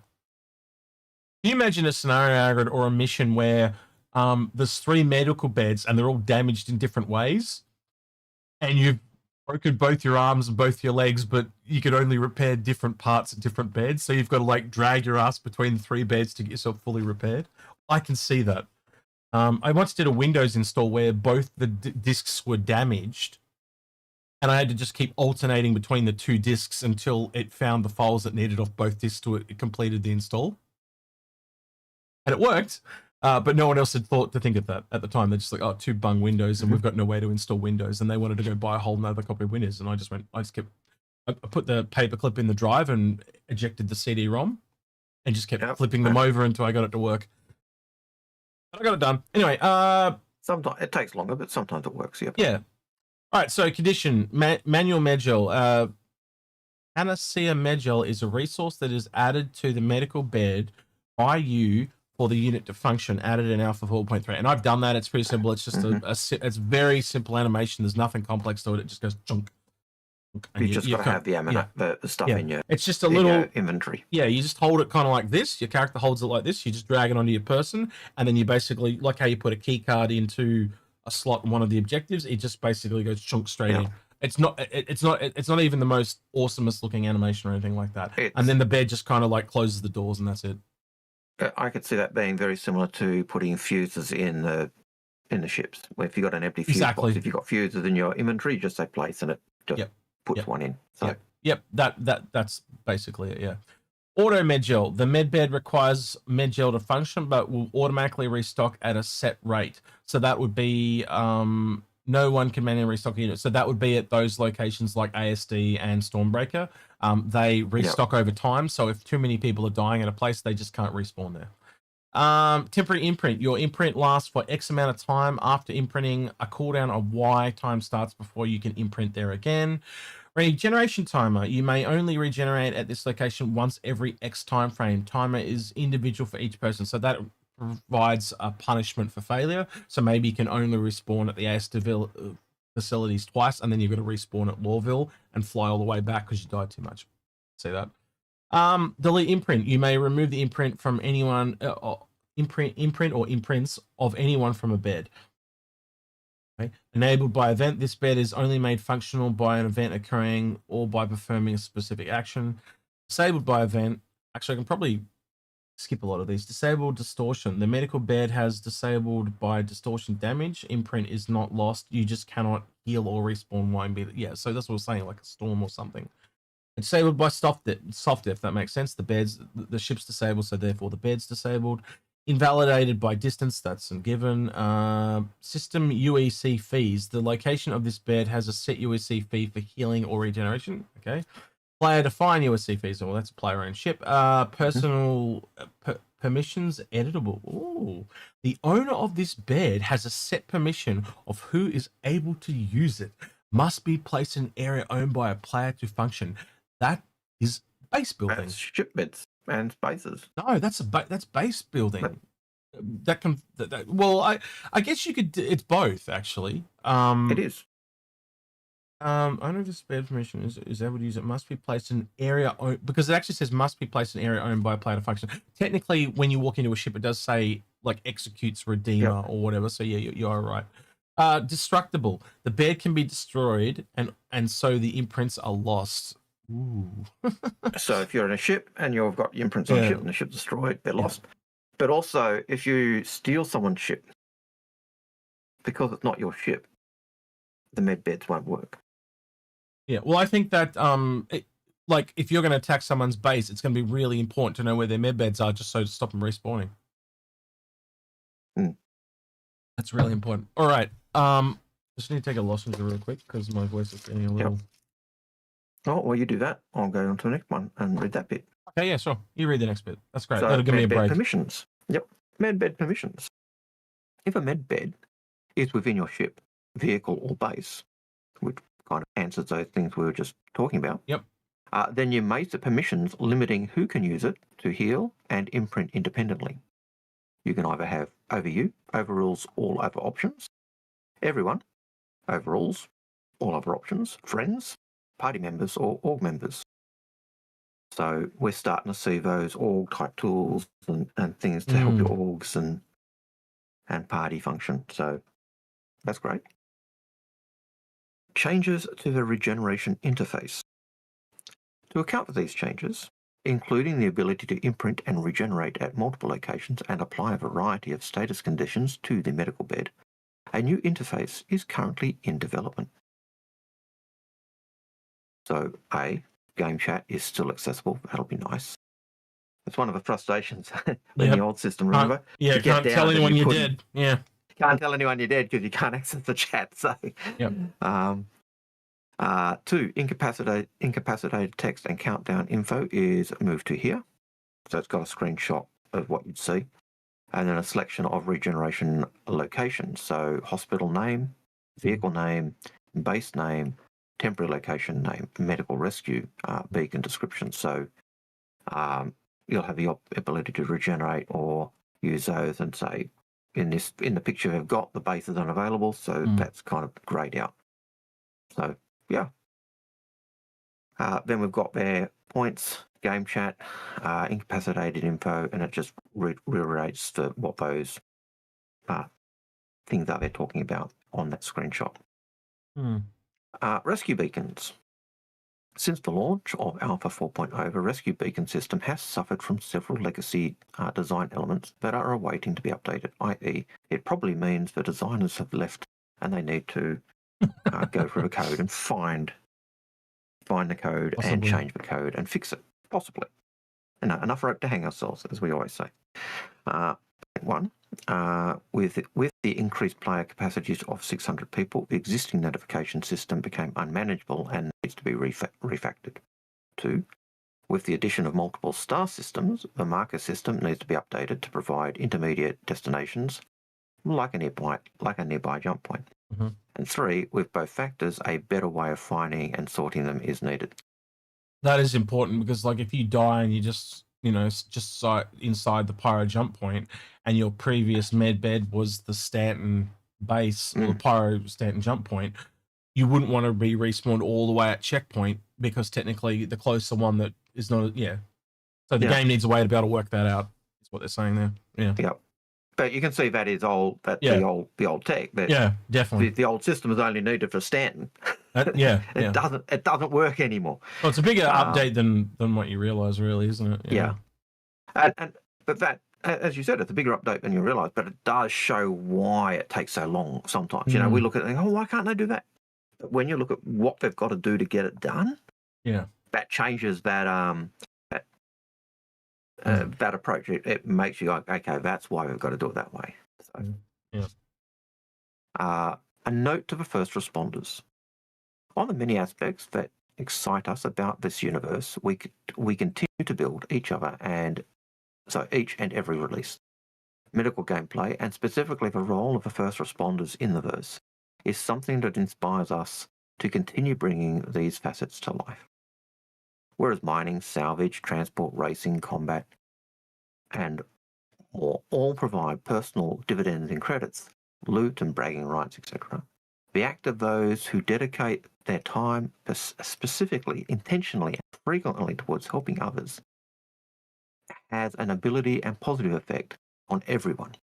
We want to better support that going forward. This begins with the medical bed evolutions listed above. It continues from restoring and improving the rescue beacon system in the future. But there's even more we can do on our journey towards Death of a Spaceman and Star Citizen 1.0. It will take time, and we'll share more details as those releases approach.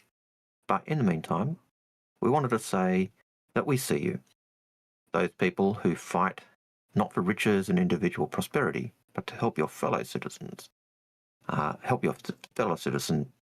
Day in, day out, and make the persistent universe a better place to live in. Thank you for helping others.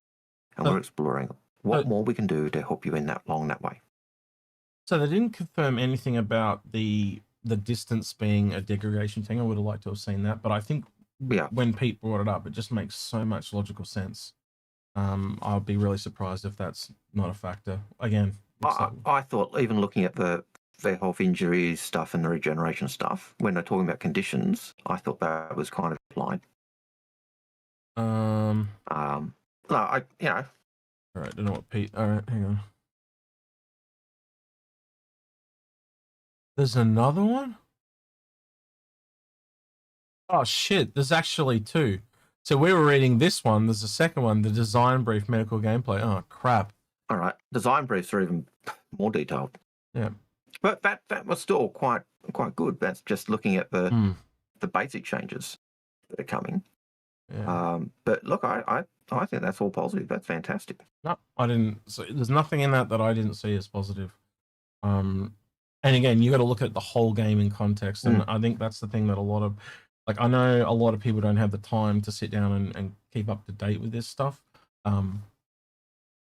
But if you look at the final game or what they're trying to, and to be honest, you can't hold the whole game because it is growing and pushing out to that final thing. But if you see the intent of where they're intending to go, that makes a lot of sense. Yeah. And I think that's what this next bit's about, is the intent. Yeah.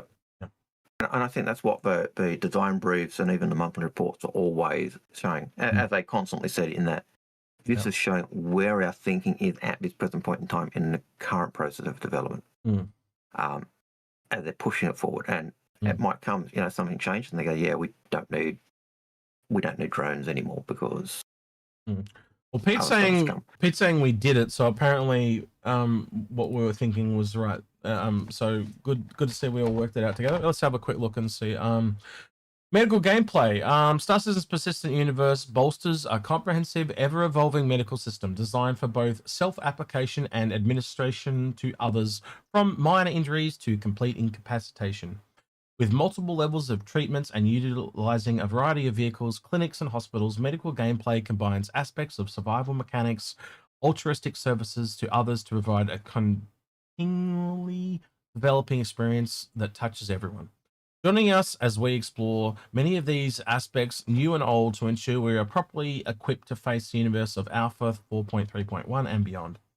If you're looking for additional help to start in medicine, check out our guide system to get paired with an experienced player who can show you the ropes. Note this is being posted during to coincide with Alpha 4.31 PTU. Injuries. Injuries are inflicted when you recently sustain repeated damage. You can receive on your own arms, legs, torso, head. You're also shown you are either via heads-up display, below different types of enemies. This is all the stuff we already kind of known, right?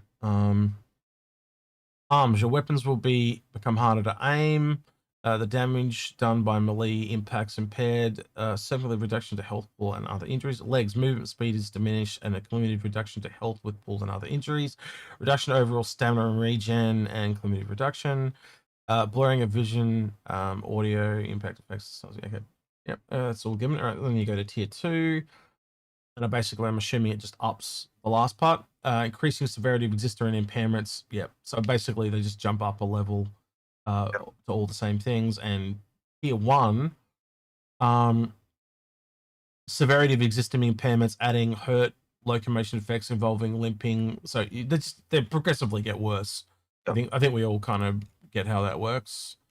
Yeah, I don't think that's anything new. The difference is that I'm paraphrasing. Going forward now, yeah, those beds are going to impact what things can be healed. So agreed. At the moment, you don't need to worry what bed I've got. On-site treatments. While many of the injuries you sustain throughout the exploits in the verse may require more robust attention to care, there are still a number of ways you can extend your time in the field, whether off your own or service citizens preparing ventures and good medicines alike. Keep an array of tools close at hand. From single-use consumables to trusty tools, there is a variety of gear that allows everyone to keep you and your team upright in the fight. And then so it's going through drugs and stabilization. So stabilizers, temporary way to manage the effects of injuries. So this is like the orange ones. I use those a lot when I'm out because they basically just remove the effects. So like, you know, the limping and all that they were talking about, that just goes away. Blood leg drivel, while stabilizers crucial. Yeah, so you obviously can't do it too often because otherwise so there's the negative there. Using Cure Life medical tool, which we all do at the moment. Below are some types of drugs, both separately and singles use pens. Cure Life medical tool. Yeah, okay, that's just more of what we already know. So jack yourself up with drugs, heal yourself, and then hit the D-drug one. Do you remember when they gave us this? I've actually got one of those in my inventory. They gave us one of these medical beacons as an item one time. I can't remember when it was, but I've got one of those. I just know that picture because I've got it in my hangar somewhere. And I'm talking about it on the website. So I've got a medical. It must be a long time ago because I can't remember it. No, you would have it. I'm pretty sure it wasn't. It was only I just don't remember it. It's like 2 years. So when the Pisces came out, the Pisces Rescue. Despite your best efforts, this is incapacitation and rescue beacons. Despite your efforts, there will come a time where you've sustained significant damage to your health as hit 0, and you will fall to the ground, unable to move or function. Congratulations, you've been incapacitated, and the clock has now started. The good news is that all hope is not lost. If you have friends or allies nearby, they can administer a dose of hemazole. Man, they really had to go down the Latin route of words that are really hard to say and annoying to get you back on your feet. If you had alone with the help of sight, you can create a rescue beacon by holding the M key and call someone to your attention. Triggering a rescue beacon, aka medical beacons, will create a medical mission found in the contracts manager and send out a notification to the HUDs of any nearby players. The payout for the rescue will automatically be set for 15,000 Alpha UEC reward, which will be paid out upon rescue and revival of the incapacitated player. Now that's actually kind of lucrative because if you just have a med pen on you and the guy's around the corner, why not? You know, like why not? Others, unless you're the guy that downed him. Well, why not? And then shoot him again. Others accepting these missions can apply on-site treatments, bring you to a nearby base medical ship, or transport you to an emergency medical drop-off areas located in all hangars attachment. That's cool. So we now know what they're for. So I can drag them and drop them off there, and it transports them to the hospital. I don't have to take them through the whole live system and the train and all that. So that makes a lot of sense now. Get the help you need before invocation timer runs out, or your adrenaline wherever your closest your next clone is imprinted, leaving a corpse behind to be ignored by anyone who finds it. So the other thing that I was thinking of when I was starting to read this was I thought it was going to be the thing about stabilizing you essentially increases the timer, right? We know that from previous design ones we've read, Algared, wasn't it? Like you could, if the only thing you can get to is a tier 3 bed, that may give you enough time to get to a tier 2 bed. That'll give you enough time to get to a tier 1 bed. You remember us talking about that ages ago? Yep. That's probably what this next bit is. But I'm going to let you read from here. So I've read the first half. I'll let you read the last half. Yeah. Just let me get some water. Okay. So scrolling down, medical beds. I would point out sorry, I think they're the beds out of the Apollo. I think they're the beds out of the Apollo. Sorry, yeah, go ahead. They probably are. Yeah. But it also gives you a hint of what the beds look like in terms of which ships have those beds. So looking at that, you can almost see the tech level go up though, can't you? Yeah, the 890 jump has a tier 1 bed, just based on the look of the bed. Or originally it did, and they've dropped it back to a 2. Yeah, we'll see. So we'll have to see what they change the icon, the graphics of that for. But currently, it looks like the 890 jump has a tier 1 bed, which personally you'd expect. It could also just be the difference between an RSI medical bed and an Origin bed, though. You got to take that into account too. It could also be that as well. Yeah. Anyway, medical beds are mostly automated doctors and surgeons of the 30th century. These are your one-stop shop for treating and healing all ailments and injuries, setting your next regeneration point, clearing overloaded field drugs from your system, or just scan yourself to see what's up.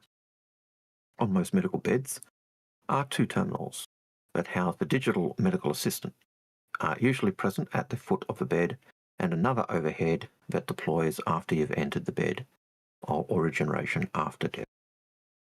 If you're regenerating after death, the bed will also provide you with information relating to that death. To place another person on the medical bed, simply drag the incapacitated person's body in close proximity and select Place in Bed via the inner thought system, and they'll be revived. So no more kind of struggling to get someone on a bed. It'll work for you. Medgel and you. Medgel is a substance at the core of medical gameplay that fuels nearly everything from the limited healing capacities of multi-tool to the medical beds that bring people back to life. It is recommended to keep smaller ones on your person and larger supplies in the storage of your medical bed equipment vehicle at all times. For multi-tools, the Cure Life medical tool reloading works in much the same way as any other handheld weapon would, i.e. it just reloads. For medical beds, inserting a full-size canister via port will reload the device. Within some vehicles, ports are found on walls nearby the medical bed, rather than on the unit itself.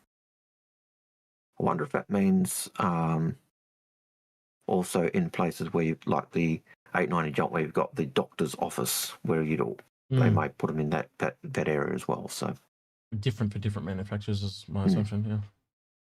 Yeah. Within some itself, the Medgel canisters are consumed completely by the unit and do not have to be removed before reloading.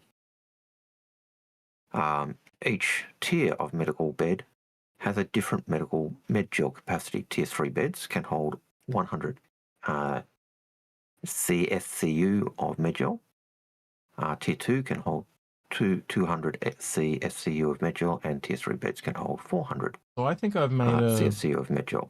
I think I've made a assumption that I was wrong. I thought each one of these canisters held 100. I think they hold 50. Because the Pisces, as an example, has 2 of these canisters that go into it. So if it can only hold 100, that means each of those canisters has to be 50. Yeah. I also got the impression reading that, and I could have misread it, but the impression was those canisters, you put them in, it empties the canister, and then you could replace it. And then Yeah, so that the canister doesn't have to be there. Yeah, they're just making it so you don't have to pull out the canister and have an empty canister. It just consumes the whole thing. So there's no... This thing about the problem with drinking a bottle at the moment, you've then got to throw the bottle on the ground. This just makes it so that there's just less waste. So it just disappears, They're doing it for their benefit, not for ours. Think about all the med gel things that will be sitting around on the ground that you have to deal with. If they're just making them disappear, then no one has to deal with them. Although, if they made it that you could actually sell the empty canisters, then that gives someone who's lost all their money a job where they can go clean up. Algared wants a recycling plan so he can go around and sell all the empty canisters for 5 cents like you can in South Australia with the Coke cans and glass bottles. Hey, I get 10 cents. 10 cents a bottle, mate. So here in Australia, when I don't even think I don't drink a lot of soft drink or stuff like that, but they'll literally say worth 5 cents in South Australia or whatever, and it's the only state in Australia that pays for bottles, but there are literally people that like truckloads of bottles and cans, and then they'll drive them down to Adelaide and then sell them all, and they'll get like, they'll get like $200-300, and it's worth the trip to do it or whatever. Like, it's just crazy to me. Anyway, these days we've got in the big smoke in the mainland, not in the sticks where you are. We've actually got recycling centres that do 10 cents per big spenders per can and bottle. So yeah. All right. What's this little animation here? So this is what I was talking about. See, look, it's not the most fantastical thing ever. It's pretty simple. Yeah, puts it in, eats the whole thing, and then you can put another pair in, which is good. And I think that thing that scanner is essentially selecting which one it's going to use. So like, you notice how where the square is, it kind of goes over, so it'll use one and then it'll use the other type of thing. And I think you were right earlier when you said one canister is probably for... There you go, a flat 50 SCU. There you go. Yeah, but that's for the healing thing. But I think at the moment it just basically, why it's a flat 50 is it just use the entire canister for one heal. But yeah, those canisters, man. Okay, so healing is going up, but again, they can change the price of it. That's fine. All right, continue, Algared, when you're ready. Healing injuries. And so they go healing injuries with MedBed, medical bed. Each medical bed can restore health and address bleeding without cost. But consumes medgel to heal injuries.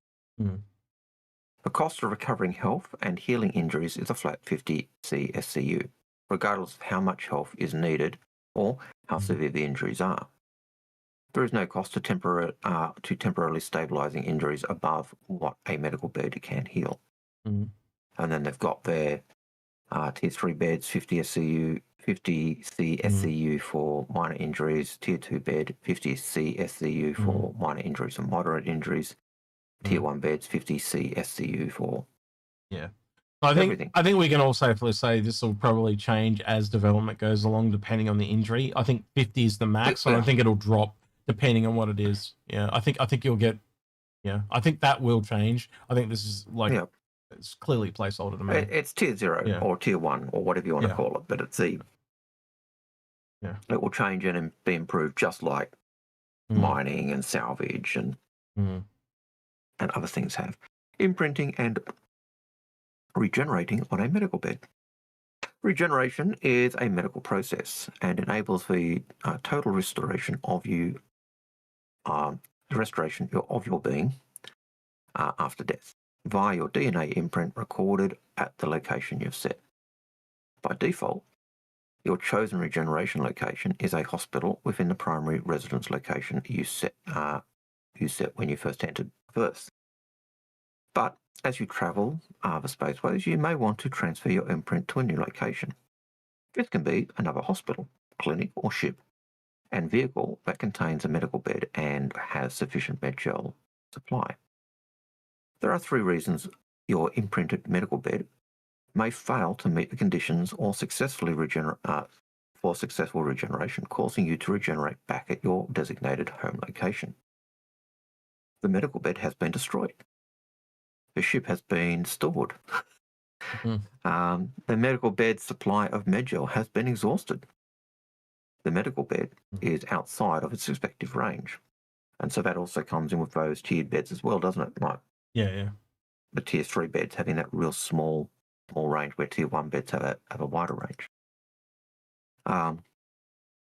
While most medical beds you encounter outside the hospitals are capable of imprinting and regenerating, you into a new clone body, provided they meet the listed criteria. Below are some more specific requirements for the successful regeneration into each bed. I'm now picturing some poor streamer. Like, let's picture Piss Poor Pete, just for a laugh, right? And he gets shot, and he dies on a hill, and the body's rolling down the hill. And then rolled outside of. Yeah, he's like, I'm outside by 2 meters, and that's my final life. You son of a bitch! Like, I can just see it now. Like, I don't know. It's going to happen to someone at some point, and God, it's going to be funny. And they're like going to lose all this shit, and it's going to be over the fact that they died on a hill. Slowing down. So it's a hill to die on. Yeah, but literally. Oh, that's all right. That's funny. Yeah, I could see that. It's one of those horrors. So it actually changed as we go through. Ships of the trade. Yep. So they do. It changes the text as you change the picture, Algared. So you're aware on your side. Okay. Yep. So RSI, Apollo, Medevac, and Triage. For over 2 centuries, the Apollo chassis has been the industry standard for rapid response and Medevac operations, with classic RSI styling and modular room system that allows custom medical bed configuration. The Apollo are the most versatile option for first responders and medical support staff around. Treatment and responding options. That's a choice of 2 times 1 or medical beds 4 times 2, and medical beds 6 times tier 3, medical beds for customized mixture variant. And you were going to say? That's a new image. That's a completely new image. So that's actually a very sexy looking ship. Not gonna lie. I really like the look of it. And look at the light coming in through the sunroof and all that. I think there's gonna be a lot of people that are gonna be swayed by the look of this ship alone. Yeah, cool. What's the next one? It really does tie in with that idea we had for a rework of that being into a more luxury version of the ship. So yeah, I could totally see it. Clinics and hospitals. Wait, hang on. No. It's Anvil Terrapin. The next. Sorry. Yeah, go through the next. Yeah. Sorry. That's right. Didn't see the slide bar. That's what I was trying to show you earlier. Sorry. That's okay. Because I'm actually looking at it on the website rather than.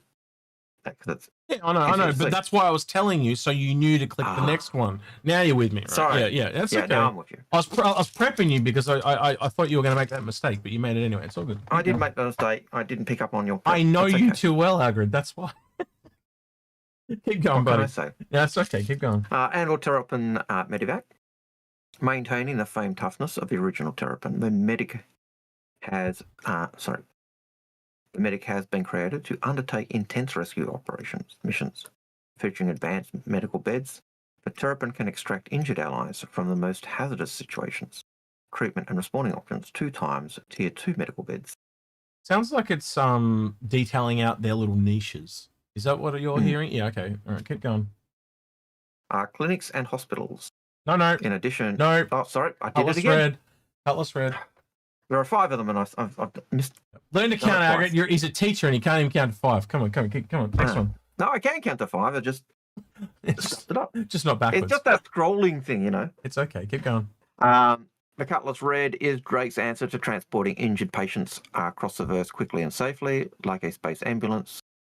This ship can be used to conduct combat pickups and is with its hefty shields and armor. It sounds like it's like halfway between the Terrapin and an Apollo. That's what I'm hearing. Yeah. But it's limited to 2 times tier 3 beds. So you've got 2 times tier 3. So it's between 2 times tier 2. So it's between the Pisces, the Terrapin, and the yeah. So it's the middle of the road. Yeah. Okay. All right. Makes sense. Which makes it a good ambulance. Yeah, it does. It's probably the most all rounder. To be honest, bit of everything. Master of none. You know, and the shields and the armor. For Drake, that's impressive. Not as good as the Terrapin, but still hefty enough to be able to get in there and do that job. The Anvil Pisces C8R. The Pisces Rescue is the smallest and most agile of the currently available medical ships. making it ideal for search and rescue operations. With seating for 2-person crew plus patient, it's perfect for beginner groups looking to make a career in medical gameplay profession. Treatment and respawn options, 1x tier 3 medical bed. So that would lean into the speed aspect of the Cutlass Red as an example. Yeah. Okay. Yep. But also, it's basically your starter. Yeah. Your starter. If you're wanting to get in a medical profession, the C8R is your starter ship. And the RSI Ursa Medivac. The RSI Ursa Medivac is the first ground vehicle equipped with medical bed for intense search and rescue operations. Roll through the battlefield to locate that and treat lost friendlies in need of medical aid. With seating for 2-person crew plus patient, it's perfect for beginner groups looking to make a career in the gameplay profession. So again, that's almost parallel with the Pisces, but in this term it's just a vehicle, and it's exactly the same medical bed as the Pisces. And there'll be some places we know from things we've seen where you can take vehicles, but you can't take ships. So that explains a lot of that. Right, now you can go on to clinics and hospitals, but also remember there's 4 of them. Right. And I'm assuming one of those is hopefully going to be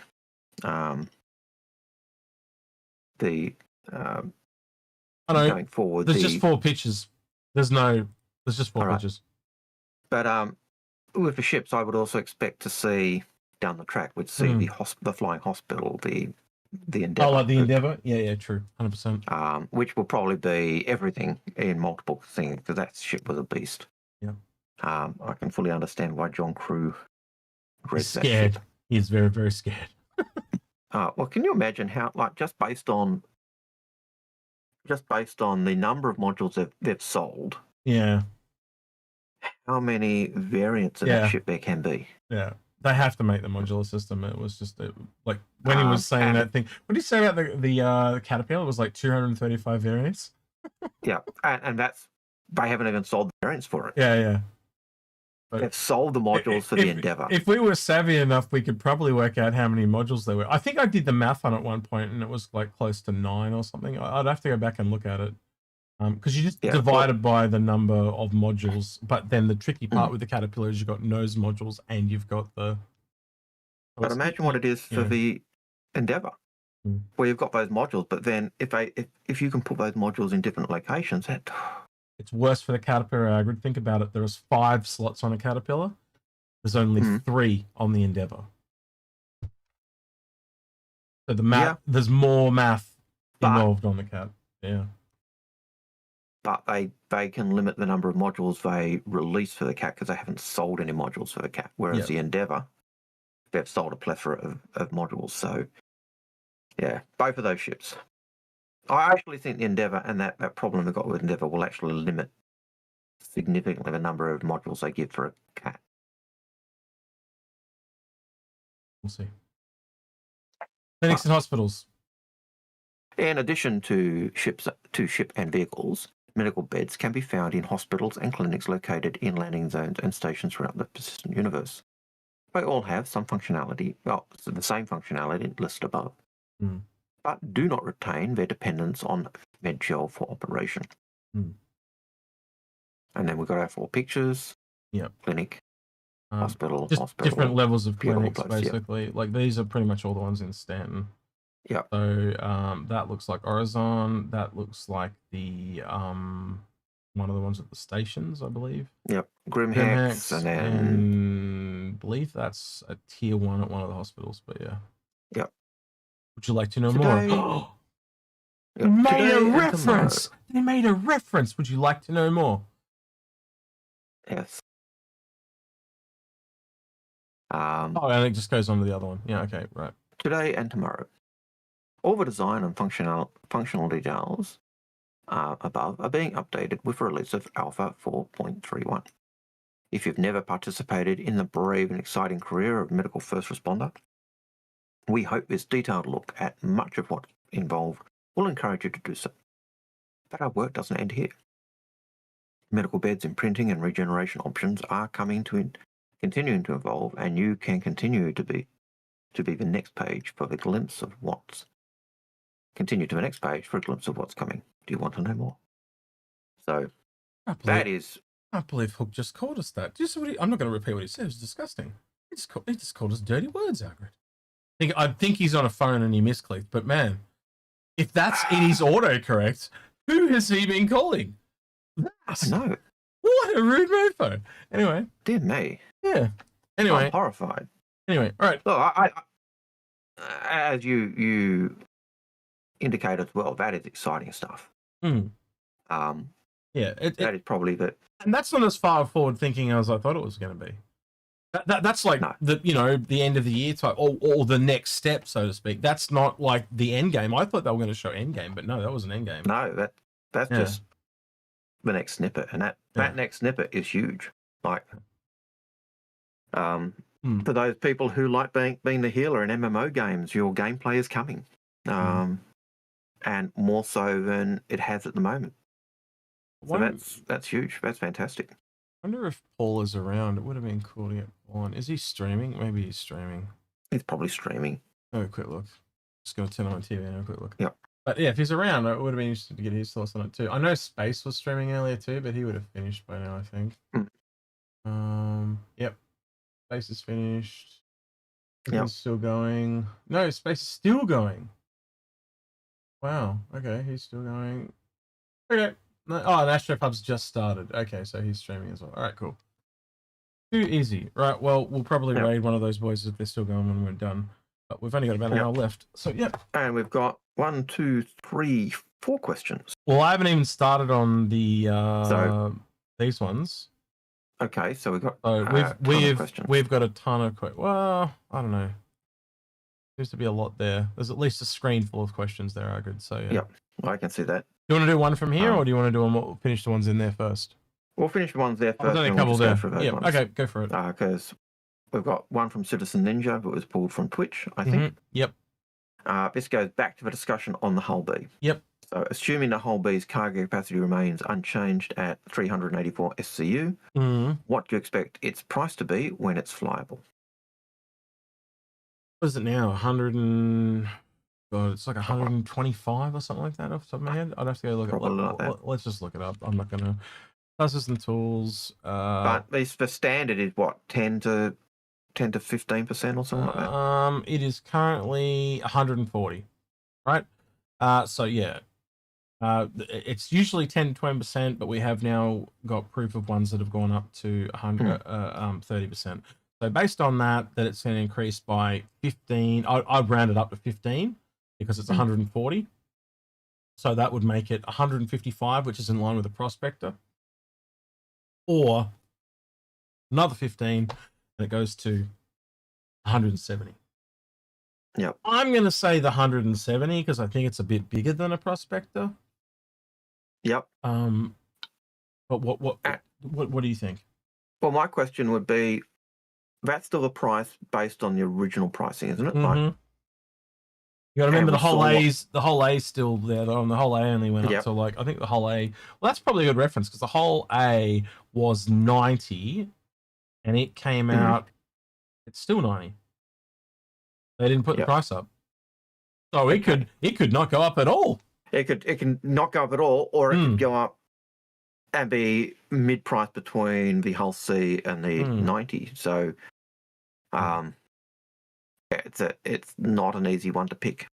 But if you go 10 to 15% or 10, 20%, which is normal, that's probably what you're looking at. So Citizen Ninja says he expects it to go up to similar to the Taurus. I don't, because the Taurus is multiple crew and it's got other defenses and it's all internalized. This is completely external and only one person, so it doesn't have the defenses of the Taurus. Yeah, I would expect the Taurus to remain above this. I could see that. Yeah. Yeah, that's a tough one to call because the hull didn't change at all. 140. I'm trying to think of the raft's 125, but the raft is like, was it 180 as opposed to like, what's this, 380 something currently at the moment off the top of my head was the SCU. I'm on the whole A, not on the whole B again. I need to go back to the whole B. Whole B was 384. There we go. Yeah. So, like that's more cargo than the Taurus can carry. But the Taurus has multiple crew. Yeah. There's a solo crew, so well, Taurus was 150, then it jumped to about 175, and then I think it's ended up to like it's around 200 now, is it off the top of my head? So 170 I could see. I can see 170. I really can. Yeah. So I'd say somewhere between 140 to 170 is a safe bet. I think it would be where I'd put it. What about you, Algared? No, that seems about right. Yeah. Because the whole didn't... cheaper, yeah. If it's cheaper, you go yes. If it's more expensive, you cry. Yeah. Again, I keep coming back to that thing that guy did. He made this thing. He made like an AI thing based on all the current prices of ships in the game, and he can literally get within, I think it was like 2% accuracy of what the ships come out at. So I forgot who the guy was, but someone linked it in one of these chats ages ago. And man, if I could find him again, he'd be the person to talk to, because if he's getting them within 2%, he's the guy you want to know, you know. And if he's kept that up, it's certainly worth going with. And that 2% could just be rounding. Did they go to 5, like to 0 or 5? You know, so $5 is roughly 2%. So he might have gone, you know, $15 and it turned out to be 10. You know, like so it's Again, you got to go on percentage hook. So just again, like they are very methodical with their rounding and stuff. So 155 is realistic, because not 150, because 10% of 140 is $14, so they would round it up by 1. Yeah, it is far more likely to, like, it's going to be 140, 155, or 170. They're the 3 price points I'd be looking at. But yeah, this is just based on prior experience. And to be honest, I'm not always correct. Like, it's when they drastically do it heaps cheaper that I tend to miss them. But like prices this year, like there's several ships I was bang, like the Wolf. I was bang on with what the Wolf was going to be. So yeah, we'll see. And some ships, the outliers for us, like the Hull C was a complete mind blowing, because it was just such a massive increase. Kind of why I prefer to give like a window, because then you're not like, if I go it's this and it's not that, then you're going to feel really annoyed. But if I say here to here, I think that sets realistic expectations. Yeah. All right. Hook 2005 says, biggest surprise for CitizenCon. Surprise. It's a surprise. He doesn't say surprise. It's a surprise. Okay. Surprise. Okay. He sounds like a fancy guy in England. I don't know who he is, but the biggest surprise is some kind. What are the ships? Probably all I'm really expecting. Like, I'm not, you know, in 2 hours, think about if you took CitizenCon and you shrunk it down, what are CIG going to cut out? I guarantee you the marketing stuff's still going to be in there. You know, so like, because that's what makes the wheel turn round. I could say it'll be stuff that'll make money, and ships make money. Yeah. So the upcoming ships will make money. Concept. Yep. Things going forward, like things on the roadmap. So the base building, the crafting, all the stuff you know, the stuff they want to do in the next 12 months. That's essentially what CitizenCon is. All the stuff that they talked about last year, like base building and all that, and it was all developer art. That is likely the stuff that they want to bring, and it's exactly what's on the roadmap. They've been working on crafting and base building. And you just look at those things we just read on medical gameplay. That's coming in 4.31. Yep. And bases and things were kind of hinted at and mentioned there. So, well, again, you know, just to see me and you in tinfoil hats again, I'm pretty sure they're going to do ship silhouettes, ship curtain video. We'll have to up our tinfoil hat game. We'll have to, like, I'm going to try and, like, maybe I'll do one with like big devil horns or something like that. You know, we'll up our. I'll need to try and make one for Halo. Like, like you'll have to have like a stick and then. Yeah. Yes. Yes. We'll have to up our origami game. We need to have someone in the middle then. Then we can be, you know, the two voices on the shoulder. Yeah. Maybe we can pull Paul and Grimmin on that one and say, look, you got to make yourself a tinfoil hat, and then we turn up, and then we don't have tinfoil hats just for. That'd be evil. And so no, we all have them on before the show, and then when we start recording, you and I just take a look. What are you guys doing? What are you wearing those for? You're evil. Oh, to get good. No, but like, but it won't work now because no. they'll have heard. No one's going to clip this. Come on, they wouldn't spoil the fun. It'd be worth it just for the fun. Oh, CJ is in chat. What did he say? He said, "I think the biggest surprise will be the redacted."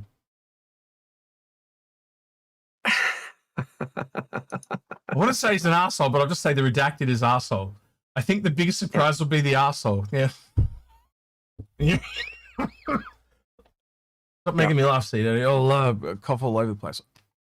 Yeah. It's not good if we're drinking water or something when you make us laugh. And end up all over the screen. Yeah.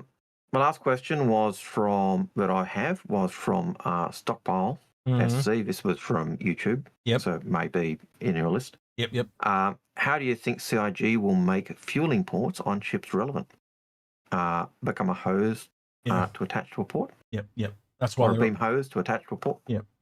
They want that, visceral experience and stuff like that. And it's just all cart full of horse right now. And if you bring in things like costs, do you reckon it's going to be cheaper to get it automatically repaired by a high-end drone or hand tool repair?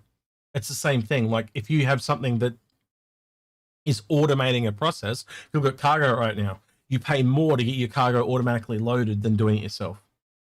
So sometimes it's need versus necessity versus economics. Are you going for speed and mass, or are you going for profitability? So you can, it's player choice there, isn't it?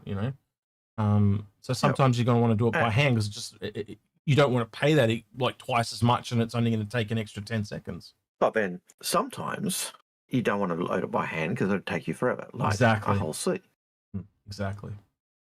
So yeah, and that's all the questions I have that were pulled into our bot. So now we're on to the ones. I can't even read this question because it's actually under the questions. So Algared, if I open this as in select question, can you then look at it on YouTube? Because it should have. Oh no, question. Do you see melee weapons, bulletproof shields in SC's future? Yes, I do. Yes.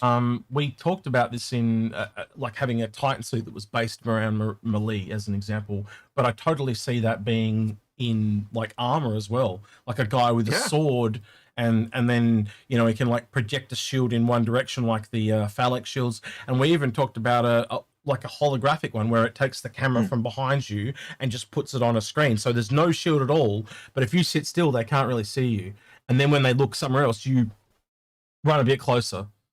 And then eventually get right up on them and stab them. But the advantage of that is that you can essentially get in completely undetected because there's no emissions or anything. So, you remember back in PAX 2014 in Australia, where we had the deployable shields as well. Yep.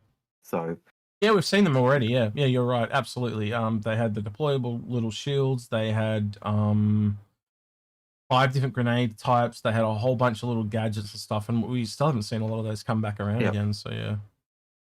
Right.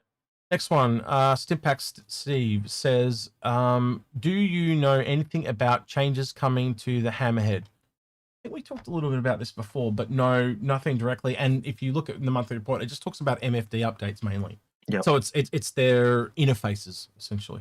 Making sure the interfaces are working, making sure all the components are in. They're the main changes, but same for the and that'll be making engineering basically, isn't it? Engineering and flight and stuff, and it's the Apollo, not the Apollo, the Aurora as well.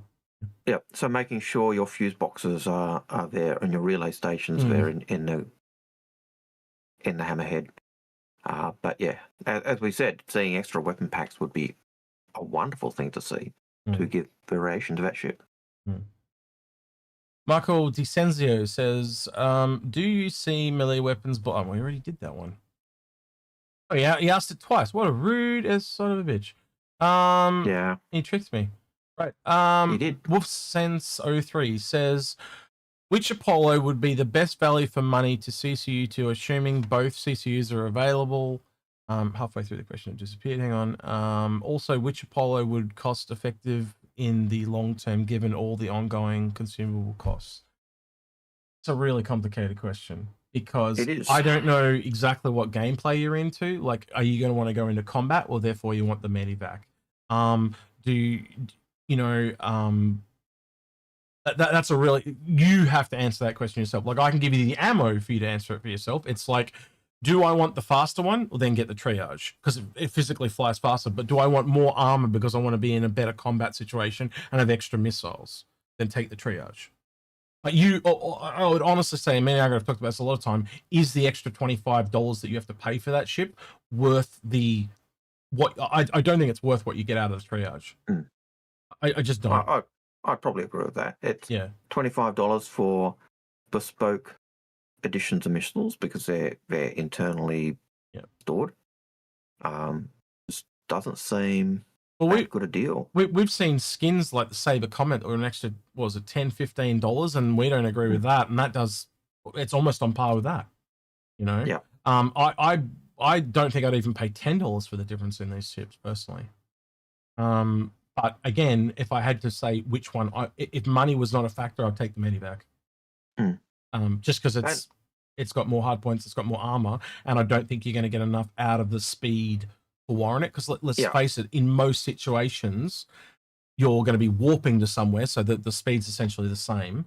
And it's only traveling, and again, when you're traveling, you're trying to get away from things. So again, the armor, you get where I'm going.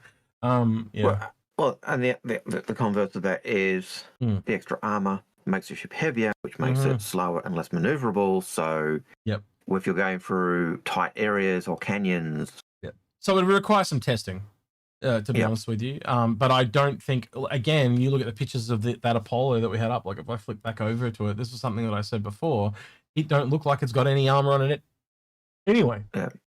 Where's the armor on the thing? Right, this is the armored version. And you flick between the images they showed of these last month, they're exactly the same. It's got Phoenix armor. Yeah, it's just made up. The points don't matter. So it's either very little armor difference. And again, all that it happens is this one has 16 missiles and the other one has 8.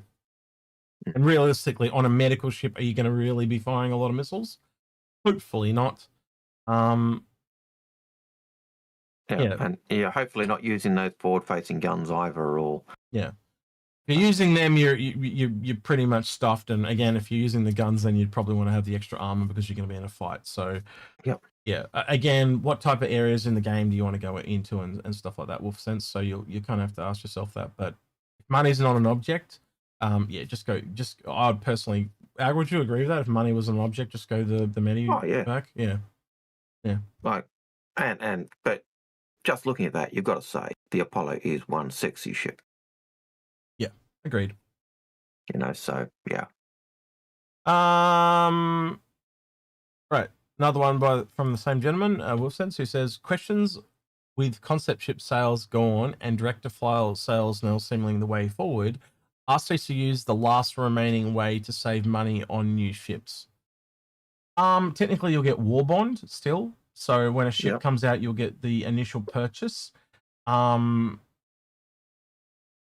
CCUs are dying too. Like, I didn't do a guide at Invictus because there was just no reason to, because of the way whoever the new marketing person is, it almost looks like they're trying to stamp out. It made it really hard to develop a plan to build a chain of CCUs. There were literally people on the Discord talking daily on whether that CCU was worth purchasing or not. They were going through all the CCUs they had and said, this will fit here, but only in this really niche scenario if you have this and all that type of thing. And again, like you can talk to Lemming about that because he was in there doing all that stuff. And but yeah, I think it is sadly slowly dying. I think the worst change they made for that was not having all the CCUs available on that last day. If they saw the number of, I'm sure we weren't the only one out, but the number of people that got ridiculously cheap Polarises off, not just like we might have started teaching people, but now we know that we've taught people that have taught people that taught people. So it's now so widely known how you can save this money. They would have been looking there going, how many of these people got Polarises for under 50%? and they've got shit. We just got to stop this. But I think that's a false thing for the marketing to do. Like, it undercuts sales. Like, it's upgrades make a bucket. If you limit if they're only available during certain periods of time, then so what? Well, so you end up with extra Polarises than you wanted. Well, say a new Polaris 2 came out, or an Anvil level ship that was like, so the Anvil banner comes out, and it's a Corvette repair ship or whatever. I'm just making shit up as I go along, and it's like $850 when it comes out. Do you realistically think you're going to get as many people that are just going to put down $850 like in this economy? No. They're going to look to upgrade something. No, they're going to upgrade or change what they've already got. They will not do that. There are people that have got enough money that they can just buy every ship that comes out. I get that, but most people are not going to do that. Like, in the economy we are in right now, the major countries of the world, everyone is feeling the pinch. So they've got to be realistic. Like, their best way to make money at the moment, I think, of most people, like as in volume, is the upgrades. Because you're not going to get people putting it again. A simple example: Redeemer, now Paladin comes out. Why the hell would I buy a Redeemer and a Paladin if I could just take the Redeemer and upgrade it to a Paladin? And even if it's only 50% of people break off, because people, they will, like, I wanted the gunship. That's the only gunship. You've now given me another option. People are going to just, I prefer this. Like, it's just natural. And there are people that will say, oh, no, I prefer the Redeemer and I'll stay. So it's just going to, like, again, the more ships that you bring in that tread on other ships, it's just going to split and split and split. And locking shit down before you can actually kind of play, and let's be honest, like, we're not really at a gameplay sense right now. We're only, even that whole thing we just read through is still the infancy of gameplay of medical. You're asking people to buy something for something that's down the road, but they can't check. Look, I'll be honest. One of the things that used to drive me to buy ships was the fact that I really like the idea of a ship, but I don't know what it's going to be like.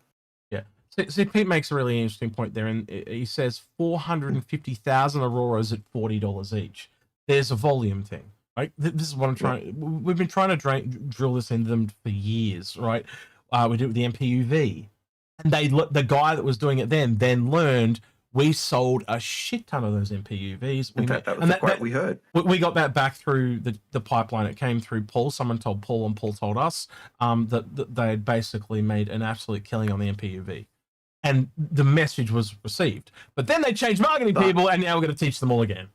But even back then, that guy had initially been complaining. You're ruining our sale. He was complaining like crazy. And that's why when we said we were going to do the PTV, he put his foot down on it. Yep, and killed it. And killed it because he didn't want to do it again. He thought he'd learnt the lesson. We're like, well, no, you didn't change anything, so you didn't learn the lesson.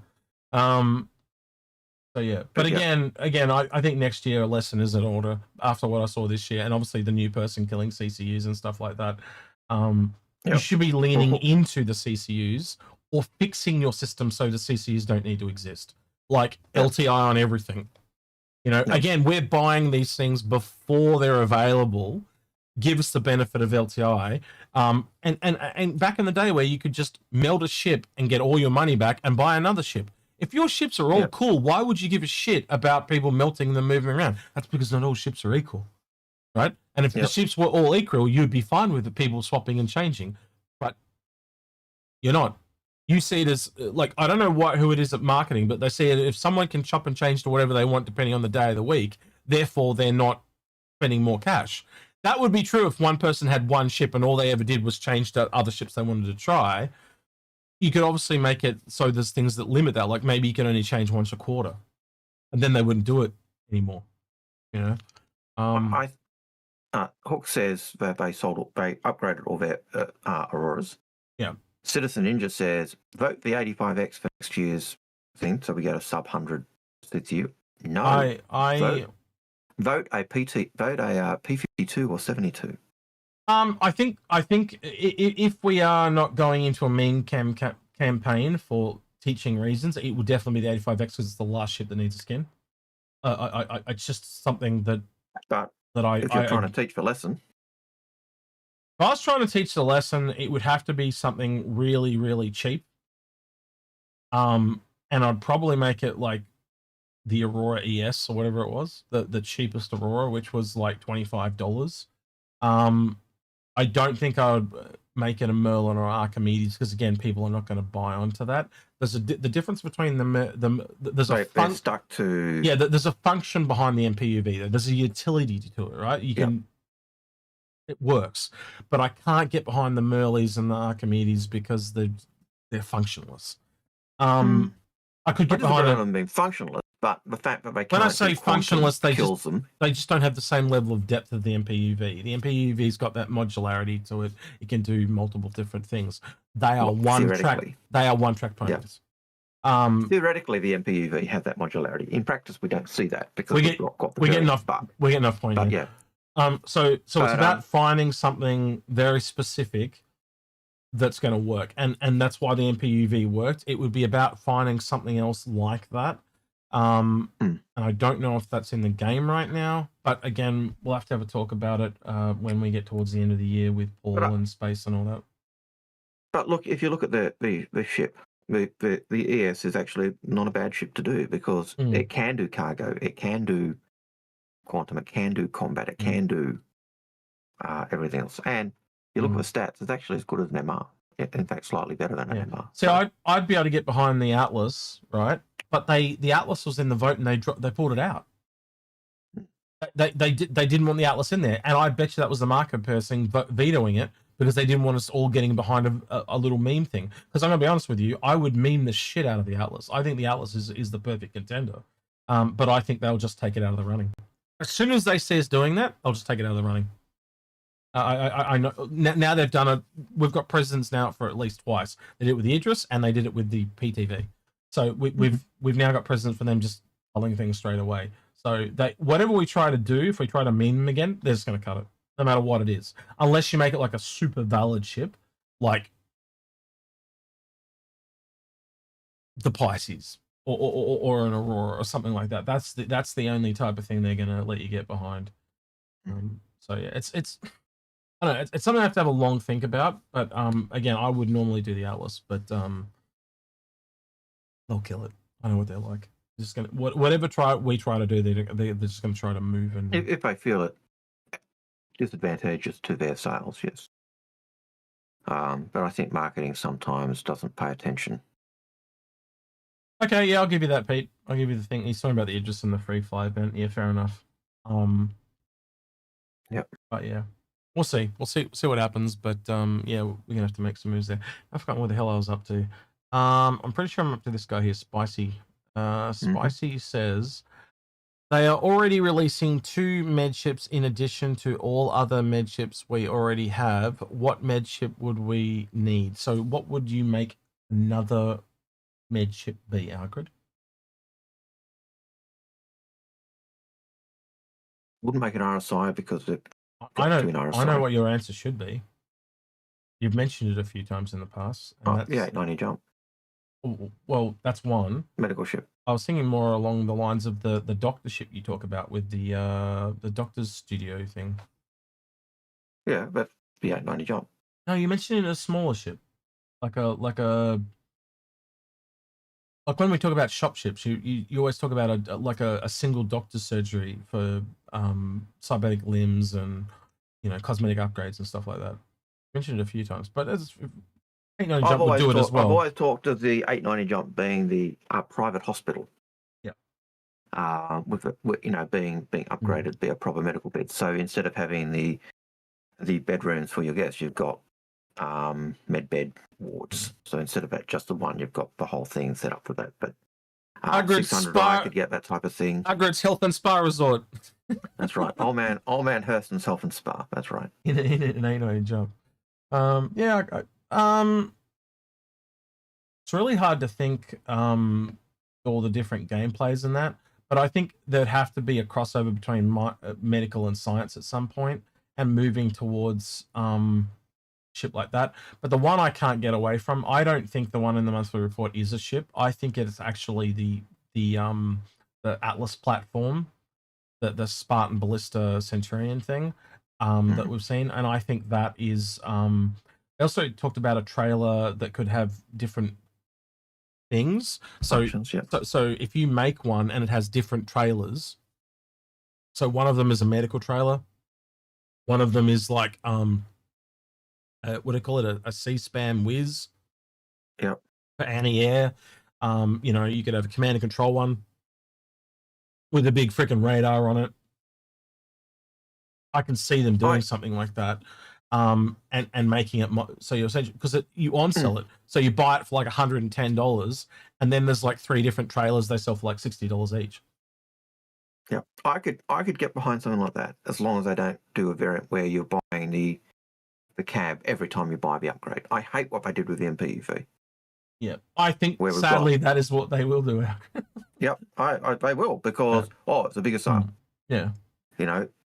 But if I made the MPUV, which is that multi-purpose tool, and gave everyone the tractor variant, and then sold the pods, you'd be making money hand over fist just from those little microtransactions. And you have to think too, like if they're going to go to all the effort of like designing how trailers work, they'll reuse it a couple of times. So I can totally see them making it so that it can be swapped over. And we know that this thing exists in real life, by the way. There's we've had military people show us stuff before where it's not just a trailer, it's got like this module thing at the back, and you can take off the G-Wiz and you can put a medical thing in, and so there's grounds for it in real life, which makes the whole Atlas platform is so similar to these things that they've shown us. It's not funny.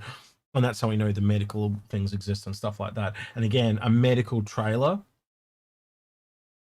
like that's armored, so it's just an armored version of the Nursa. That makes a lot of sense to me, because again, like you've got the Pisces, and then you go a step up into the Cutlass Red, and then you go step up into like the medical Terrapin. You can see that you need different armors on the ground. So Ursa's pretty weak by vehicle standards, but the Atlas and that platform is not. So there is a need for an arm. I can see it. It makes a lot of sense. And I'm looking at all the gaps, and it's the only place I can see where there's a gap. Unless you go into the bigger Endeavor thing, and we know that's coming. Yeah. And the fact that when they were talking about the Ursa medical, they said, the first vehicle. So I think they do want more vehicles. So either a related medical ship, possible, or vehicle, possibly. Yeah. Is it something built on the Apollo hull, possibly? When you add the Galaxy in too, there is no other gap, by the way. Medical, like it's all the way up. They've done the whole gamut then. In terms of ships, Yeah. I like you can add another one, but it's going to start to tread. Yeah. I just don't think there's any real need beyond that. I don't think if they're doing something medical, if it's another medical related vehicle ship, I think it's a vehicle, because just what you said, they've got every size and everything going up, unless they decide they want to double up. Yeah. And I don't see that at the present. Yeah, because you can obviously get different tech levels and stuff, can't you? But really, it's really going to be interesting to see where they go. But the other option is it could just be a variant of the Apollo itself, as a different class of ship, and I'll have to see how that swings 6 of out. one, half a dozen of another. Take your pick. Yeah. Choose your poison. Yeah, agreed. All right. Wolf Sense asks another one. He says, what kind of impact do you think that the high costs associated with medical gameplay for the dead spaceman and the medic and then his question cuts off. What kind of impact do you think the high cost associated with the medical gameplay will have with Death of a Spaceman and medical gameplay?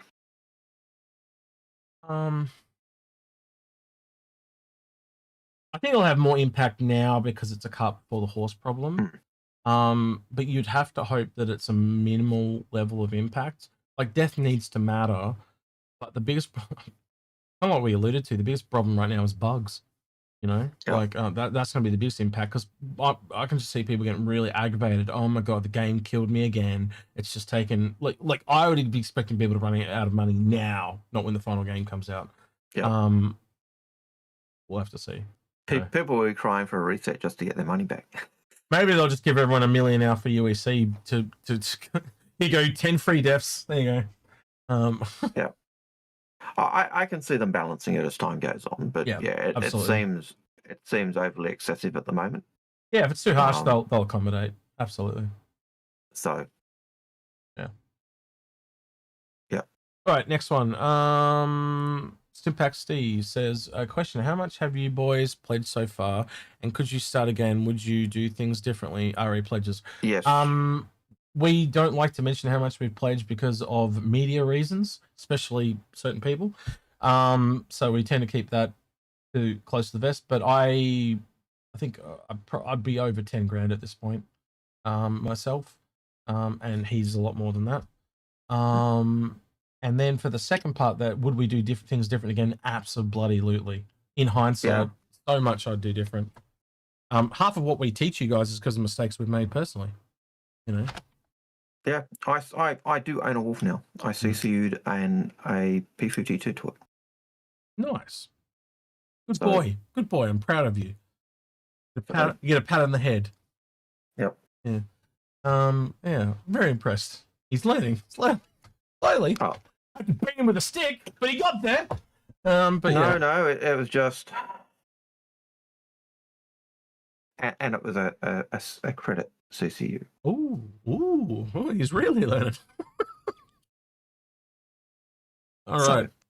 Yeah, look, you know, there'll be things like the scythe as an example. I would have definitely brought a scythe if I'd known what that had turned into. I would have picked up a Star Kitten Dragonfly. Time, you just you got back then we had no idea where the game was going to go. You know, I was just like, I remember on the day when the scythe dropped, I went, it's shittier than a Hornet. It costs. Why would I want it? It costs twice the price. Why the hell would I want this thing? Why? And now you look at it, and the thing sells for like 3, 4, 5 grand. I'm like, yeah. I should have just took all my ships, melted them, and just brought as many scythes as possible. Yep. Indeed. You know, I would have made a killing, because then I could have just held on to one, sold it. Actually, I could have sold 2, and then just brought everything I brought right now. Yep. And then hold on to them. And then probably have a couple left over, and you know, even better than that, because it's never changing price. You melt everything, buy everything back again, and just unmelt. I'll leave them in buyback. Yeah, leave them in buyback and unmelt it yourself. Yeah, even better. Just leave them in buyback. Dear. All right. Yeah, there's lots of things to do different, but yeah. All right. Angel Villafang. Ooh, I like that name. Angel Villafang. Sounds like a vampire. Right. Does. What? I said does. Yeah. I was agreeing. With them saying they don't want to do concept sales other than Battle Cruiser. I don't think the Battle Cruiser, we talked about this, but yeah. How do you think that will affect the future of large ships, since most, if not all, came out as concepts? Yeah, it's the biggest thing we're worried about. I've talked with Grim about it. I've talked with Algared about it. I've talked with Paul about it. If there's a mistake, you can't fix it. And the instant place I went back to was the Starfarer. Massive layout errors with that ship. Starlancer, you mean? Starlancer, sorry. Yeah, if they'd shown that at concept, we would have provided a whole bunch of feedback, and I guarantee it would not have a lot of those problems. They would have changed it. And that's the thing I'm worried about most. Like, nobody is infallible, and everyone will tell you in software development, you can do all this internal testing, and it's not until that goes live, you'll get more information in the first 30 minutes than you did in the entire 4 years of development. Because you've just got sheer number of people looking at it and working on it. It's the same thing. Why would you want only the feedback internally from CIG when you can get all this feedback from the outside? And yes, some of it will be bogus and you're a bunch of dickheads, not like actual constructive feedback, but the constructive feedback you'll get will be invaluable. And when you can take a real world person, and I mean, so if you're doing a torpedo ship, and you have a person that worked in the military and know how torpedoes work, he will be able to give feedback that you just won't know because you're not a torpedo person, or a medical, or you see where I'm going, right? Those real world people that play this game just totally invaluable. Well, we've learned that, haven't we, Algared? Personally, just with the professional point of views and stuff.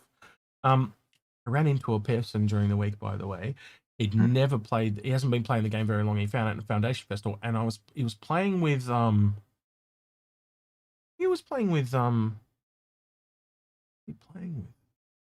Bops. Oh, yeah, Non-Stop Bops, new Australian guy, and he was from. He's living in England. This guy, and he was from Ireland, but he's currently working on a submarine. He fires the torpedoes. So now I've got to go find someone to go with him to do an episode professional point of view. But I think that's a very interesting episode because that has connotations with the Gladiator, Retaliator, like Polaris, all across the board. So yeah, I finally found someone I can do. It's taken a long time. It's been, what, 5 years since I did a professional point of view episode? So it's been a while.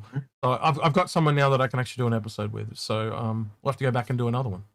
Anyway, food for Next question. Yes. Right. Radium TX just joined. May have missed it. What's with the thoughts on the related but unannounced Apollo event? Well, we've talked about that quite a few times. So yeah, it could be Apollo or it could be a medical, and I'm leaning more heavily to it being a medical thing than an Apollo thing. But hey, we'll have to wait and see because it was so vague. So yeah, if you want to see a more detailed answer, go back to the 2 or 3 other times we talked about it. Yep. Ben. Simple Ben. Nice to see you, Ben. Ben says, hello, hey, lads. Love when I get to catch you live. Do you think it would be worth having 2 Perseus, possibly for different kits? Not really, because they're bespoke guns that change the ammo type. So that would be a ship that I think you'd only really need the one, unless you're like really into the Perseus and don't want to wait for the claim timer. But that's a lot of money just for a claim timer. I so go on. No, you go. I was just going to say the only reason I could see for having 2 would be an org owning 2, so different people in the org having more. Yeah, I wouldn't I wouldn't time to one account. Yeah, absolutely agree with that. Yeah, if you have a second one, give it to someone else in the org.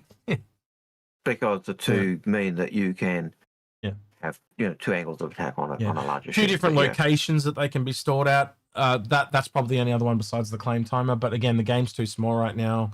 As in, like if you've got to travel 5 systems over, I could see as a need for a second one. But again, everything Algared just said, you put on a second person. I'd go to another ship at that point. What's around there? You've got, especially when you look at the price of a ship. If it was cheaper, if it was the price that we expect it should have been, sure. Spend $25 and get a Nautilus. That is a ship I can tell you now in that area that not a lot of people own. The ability to drop those mines down and those sentry turrets is going to be so valuable for defense. If you own a capital ship, after a Crucible, it's probably the most necessary ship to own. If you're going to have a Kraken or an Endeavor just sitting out there doing things like just hovering in space, letting other people come to them, the only real defense mechanism besides the ships themselves at the moment is those mines and sentry turrets. It is a very valuable ship in building your own little base in space. Now, think of that also when it comes to space stations. You're constructing a space station, putting those sentry turrets out, and I think eventually we'll be able to build like the sentry turrets that are around space stations as well, but that'll be a more permanent fixture. So how do you set up a temporary thing? Like it's almost like scaffolding of defense. You're dropping the mines out and the turrets out, right? They're not going to be as good as the bigger, more permanent ones. And even when you've got your bigger turrets in, having those smaller ones supplementing that. It's not going to hurt your defense. Yeah, in a pinch, or even the mines. Just having mines sitting there around your own space station will be really invaluable. It's just one of those ships that not a lot of, like, how long ago is it now? I have to go back and look. It was like 2017, somewhere around there. It's just kind of sat there, and it's not a ship that a lot of people talk about. It's older than the Perseus. And here's the other thing: you could use the Perseus right now and eventually apply the upgrade and turn it into the Nautilus, as an example. Right, there are other ships there as well. The Hammerhead. I'm sure there'll be more. The Odyssey. No, Odyssey. When the Odyssey comes out, it'll go. Oh, actually, the Perseus is going to go out. Oh, I'm trying to think of another one there. Could go to Polaris. The other advantage with the Nautilus is it does have one turret, which is the same as the Perseus turret. So the Perseus had 2 of them. It had 1. Depends on the Depends on whether the Perseus does get that size upgrade, but my lozenge just got too small and I splattered out and I have no idea where it went. Well, let's hope I don't get a whole bunch of ants. I'll have to look for it afterwards. But yeah, if the Perseus turrets went to size 8, though, they're not the same anymore. But but on paper, they're on both paper, you're still correct. size 7s. Yep. And I would expect, personally, if the Perseus goes up to size 8s, I'd expect the Nautilus to get a similar upgrade for that turret. Makes sense to me too, because that ship's just without the mines and the sentry turrets, that ship is just a little what? Like, it doesn't make a lot of sense. It's a little undergunned, but you've got to kind of look at it as like a spider sitting in its own web. It probably will be managing the mines and the turrets and all that while other people are doing stuff. So yeah, it's again, and it doesn't have to be the Nautilus. It can be any other ship above it. And again, you can have your cake and eat it too. You can have 2 Perseuses for a bit and then and turn them into something else later. But yeah, buy that CCU before the ship comes out if you can help it. Right, where are we up to next? Ben, that was Ben's. Parker asks this one. He says, talked about the new reveal of the presumed CEO freighter barge from the 2020 preview. We did very, very briefly. We went, I mentioned it like it was in, if I bring it back over, it's behind, there, it's right above my head, right? We did a whole episode on this ship earlier this year called Ship Hiding in Plain Sight. Yeah, I don't know what else to kind of add. I'll just go watch that video. We talked about it for ages. Do I expect it may finally come into the game? Yeah, absolutely. I think it totally could come into the game. It just... you can clearly tell it's the missing link between the Nomad to the Pioneer. You know, whatever that Consulted Outland that most likely is probably coming around CitizenCon, may or not come at that time. But that, it would be that, then this, and then the Pioneer. So you can kind of see the... And one of the things we liked about that is the fact that the reason why they can go from, you know, Nomad to Pioneer is because they do have that ship that they've been working on in the background. So they've got some of the assets already, whereas normally you do a smaller ships to build those assets up. So I'm just going back through all the messages between me and you. I'm probably gonna have to go back 6 months here to get to it. You probably would. Oh no, I found it. There's one here of mine and yours, ugly mug. Hold on. So this is a frame from that video, right? And you can, so that's probably a better picture of it. Where me and Eric. That's not my ugly mug. Oh, that was when me. Yeah, well, me and you redid the episode, but this is the episode that me and John. So we did a version of this. This version ended up on Patreon, but yeah. So yeah, it's definitely some form of cargo ship though. Yeah. At the very least, that has little MPUV like cargo loaders, and they've got little pads. But yeah, again, I'll wait and see how that all pans out. But yeah, I can totally see it being a thing. It makes a lot of sense. So it's essentially a cargo ship with 4 snubs. Yep. So yeah. Pads with 4 snubs, but yeah. Yeah. Well, there's that. Yeah. Well, I'm assuming they land on the pads, so they're a part of the ship. Yeah. So yeah. But yeah, again, I think we probably do need more snub ships. It makes a lot of sense. Or ships that have snubs make a lot of sense. Like what's the Fury doing? It doesn't make a lot of sense until they made the tack. But yeah, we'll have to wait and see. But yeah, I hope that kind of answers your question. If you want to see the episode, I'm sure one of the mods might be nice enough to grab it and link it in the chats below. You could please, that'd be great. Jack Raven says, question. When do we get a xenomorph? You're the law guy, Algared. When do we get a xenomorph? When CIG decide that priority accounts for it? Yeah, that was like the most speechless I've ever seen you. You were just like, oh shit, that answer.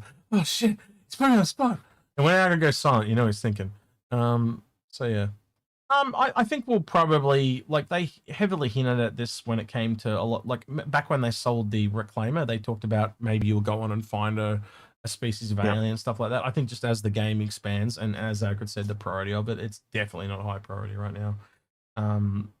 maybe as It's they a, expand out those creatures. There was a new creature leaked, by the way. mhm, Kind of like I think like a dragon worm, like the head of a dragon, and then like yep. a scaled body. Yeah. All right, cool.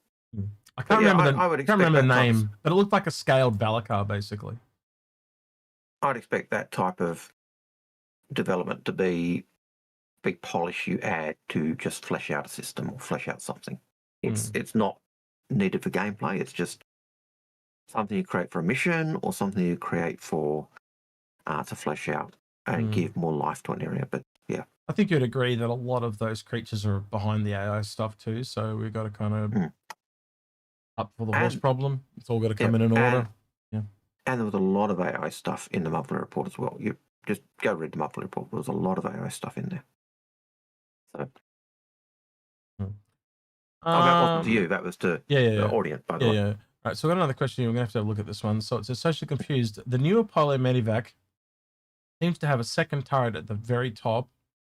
Is it black or is that a radar PDC? I think he's talking about that thing that that UNSA was saying is the looked like the radar. Yeah, I got to bring everyone else over. I think he's talking about this black thing here. Hang on, I got to put my mouse pointer there. So this black thing here. Yeah, I think that's the radar scanner thing. Well, that black thing I think is the turret. But the round thing is behind that. That's behind the. That's the turret right there. Oh, sorry.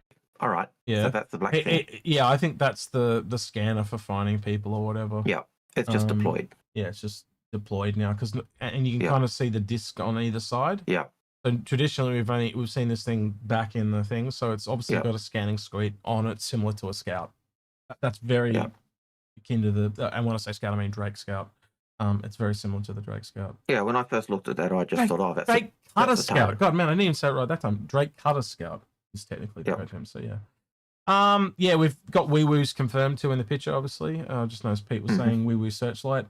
The only one with a searchlight that I've seen is the turret on the Nautilus Red, and that was always tailored as the search and rescue variant. Like, just quickly get in, grab someone, and get the hell out. Is its job. So yeah, it's cool. Go ahead. I was going to say you could argue that the Reclaimer has a searchlight because the lights on it is just so bright.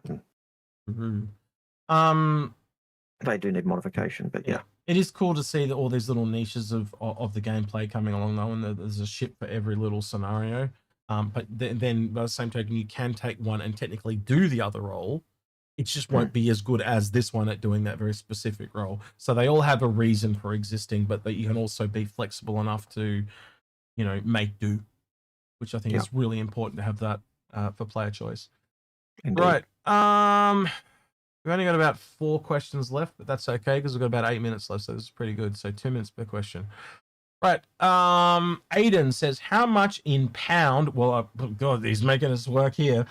Do you think the Apollo Medivac might cost, as I'm thinking of getting it, and when do you think it might be in 4.31 build to test?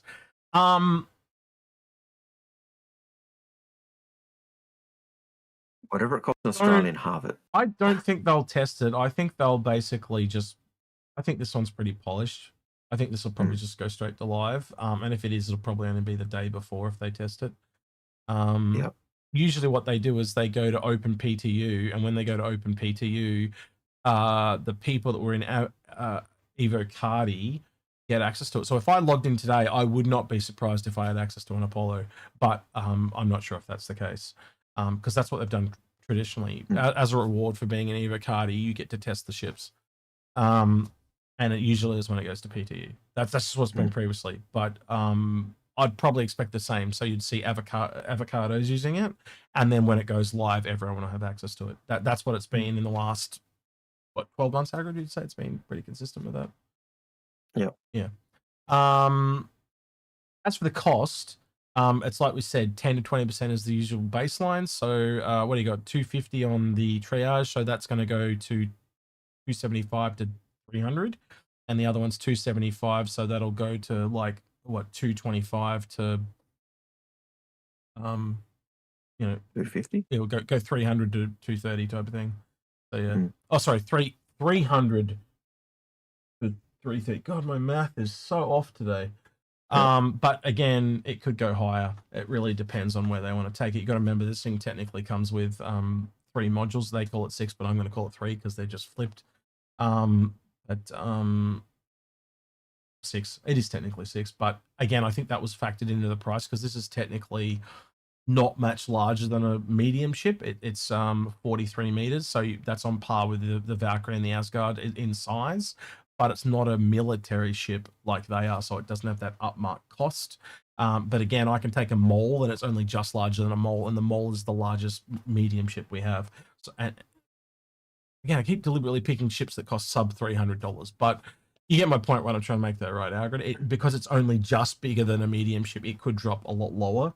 Yep. So I think those modules were in the price initially. I think that's yeah. So for me, I wouldn't be surprised if that's actually the case, you know. Yeah, but yeah. So I'm expecting 300 for the Medivac and probably 275 for the triage. If it jumped by 20% and went to 250 and 350 respectively, wouldn't surprise me either. But we'll have to wait and see. But yeah, so I think we'd say 275 to 350, both versions. Yep. So that's a range for both of them. Yeah. Okay. Next one is also by Aiden, who says, out of curiosity, when do you think the matte black Hurston armor will be available to wear, as Hurston is lead current? It'll be straight away. They showed that they were literally found in the files already. It's already in the game. And because they extended the event by a month, they just didn't give it to anyone. It was already there, ready to go. It'll be as soon as the event ends. They'll just turn it on. That was a really easy one to answer. Another one by Aiden. Like he couldn't shut up today. No offense, Aiden. I'm just teasing you. Oh, by the way, since the Apollo is old concept ship, are they probably doing a lifetime insurance one for them when it's flight ready, or are they just doing a 6 months insurance ones? They'll only ever sell it as 6 months insurance now. You had to buy it back in the day at the original concept price to get LTI. But what you do is you just buy an LTI token and upgrade into it. So the Wolf came out last month as an example. You could buy a Wolf and upgrade it into an Apollo, or in the case of I think you'd have to go back and buy another. What was the cheapest LTI token we've had this year? I got it off the top of your head. The Golem? A Golem, maybe. Yeah. So you could go buy a Golem of someone. Or if you were smart enough and you want to do it without doing black market stuff, wait to AIE, pick up the starter ship, and then upgrade that starter ship up into the Apollo. So buy the CCU that you need from an everyday available ready ship. So what would be the everyday available ready ship, Algared, under that one? It's at 250. So a Hoplite 235. Mm-hmm. Yeah. So you buy something like that when the Medvac drops, and then basically you'd have to wait a month or 2 months really, essentially, but you'd be able to get it. That's the safest way to get it if you didn't want to get it straight away. But yeah, you can get any ship with LTI if you know the little tricks. And again, I kind of want those tricks removed. I shouldn't be having to teach new people how to jump through multiple heaps. It's just ridiculous. Just give everyone LTI. Just do it. Yep. Last question for today, Algared. Yep. It's from Parker. Yep, I'll let you take that one. So Parker says, odds on the Apollo replacing Cody Red as Endeavour loaner. High. Very, very high. I would expect that. Yeah, I'd expect it as well. Which would increase the value of owning an Apollo, an Endeavour, because you currently get a Starfarer and a Cody Red. So if you get an Apollo and a Starfarer, that makes it a worthwhile ship to have at present. I think we have to raid space. We have never raided space before. I think we need to raid space because he's never on. He's doing like a 24-hour live stream thing, and Paul's playing bloody Mech Warrior. So I think it's an easy contender today. I don't know. Here's the thing, though. Has Space given us permission to redirect him on Twitch? Let's go check it out real quickly. And that could be the problem. Well, I can definitely do it on Twitch, but I don't know if I can do it on YouTube. So I've got to go check that real quick. Just bear with me. Apologies. It's very annoying. Look, I'll take you with me just to show you guys how annoying it is. So this is our YouTube studio. You go in here, you got to go into content. You then got to go into live. I can't just click a button and do it like I'm like where I type /raid, and then I go into here. Then I've got to go in and I've got to go show more. Then I go all the way down here to the bottom. Where was it? I've lost it. Find the redirect button. Yeah, I got to find. Yeah. I think I've got to I think I've got to go into here. Actually, I think I went into the wrong thing. Yeah, I've got into the wrong thing. Oh god, this is like it's so annoying to find. Promotions, naming. It's in the actual thing, and I can't. Yeah, there it is. It's on the customize redirect. All right, let's type in space. Hey, we can raid space. He has enabled it. Sweet. All right, so space is done. That's that. Let's just save that so it'll redirect to him.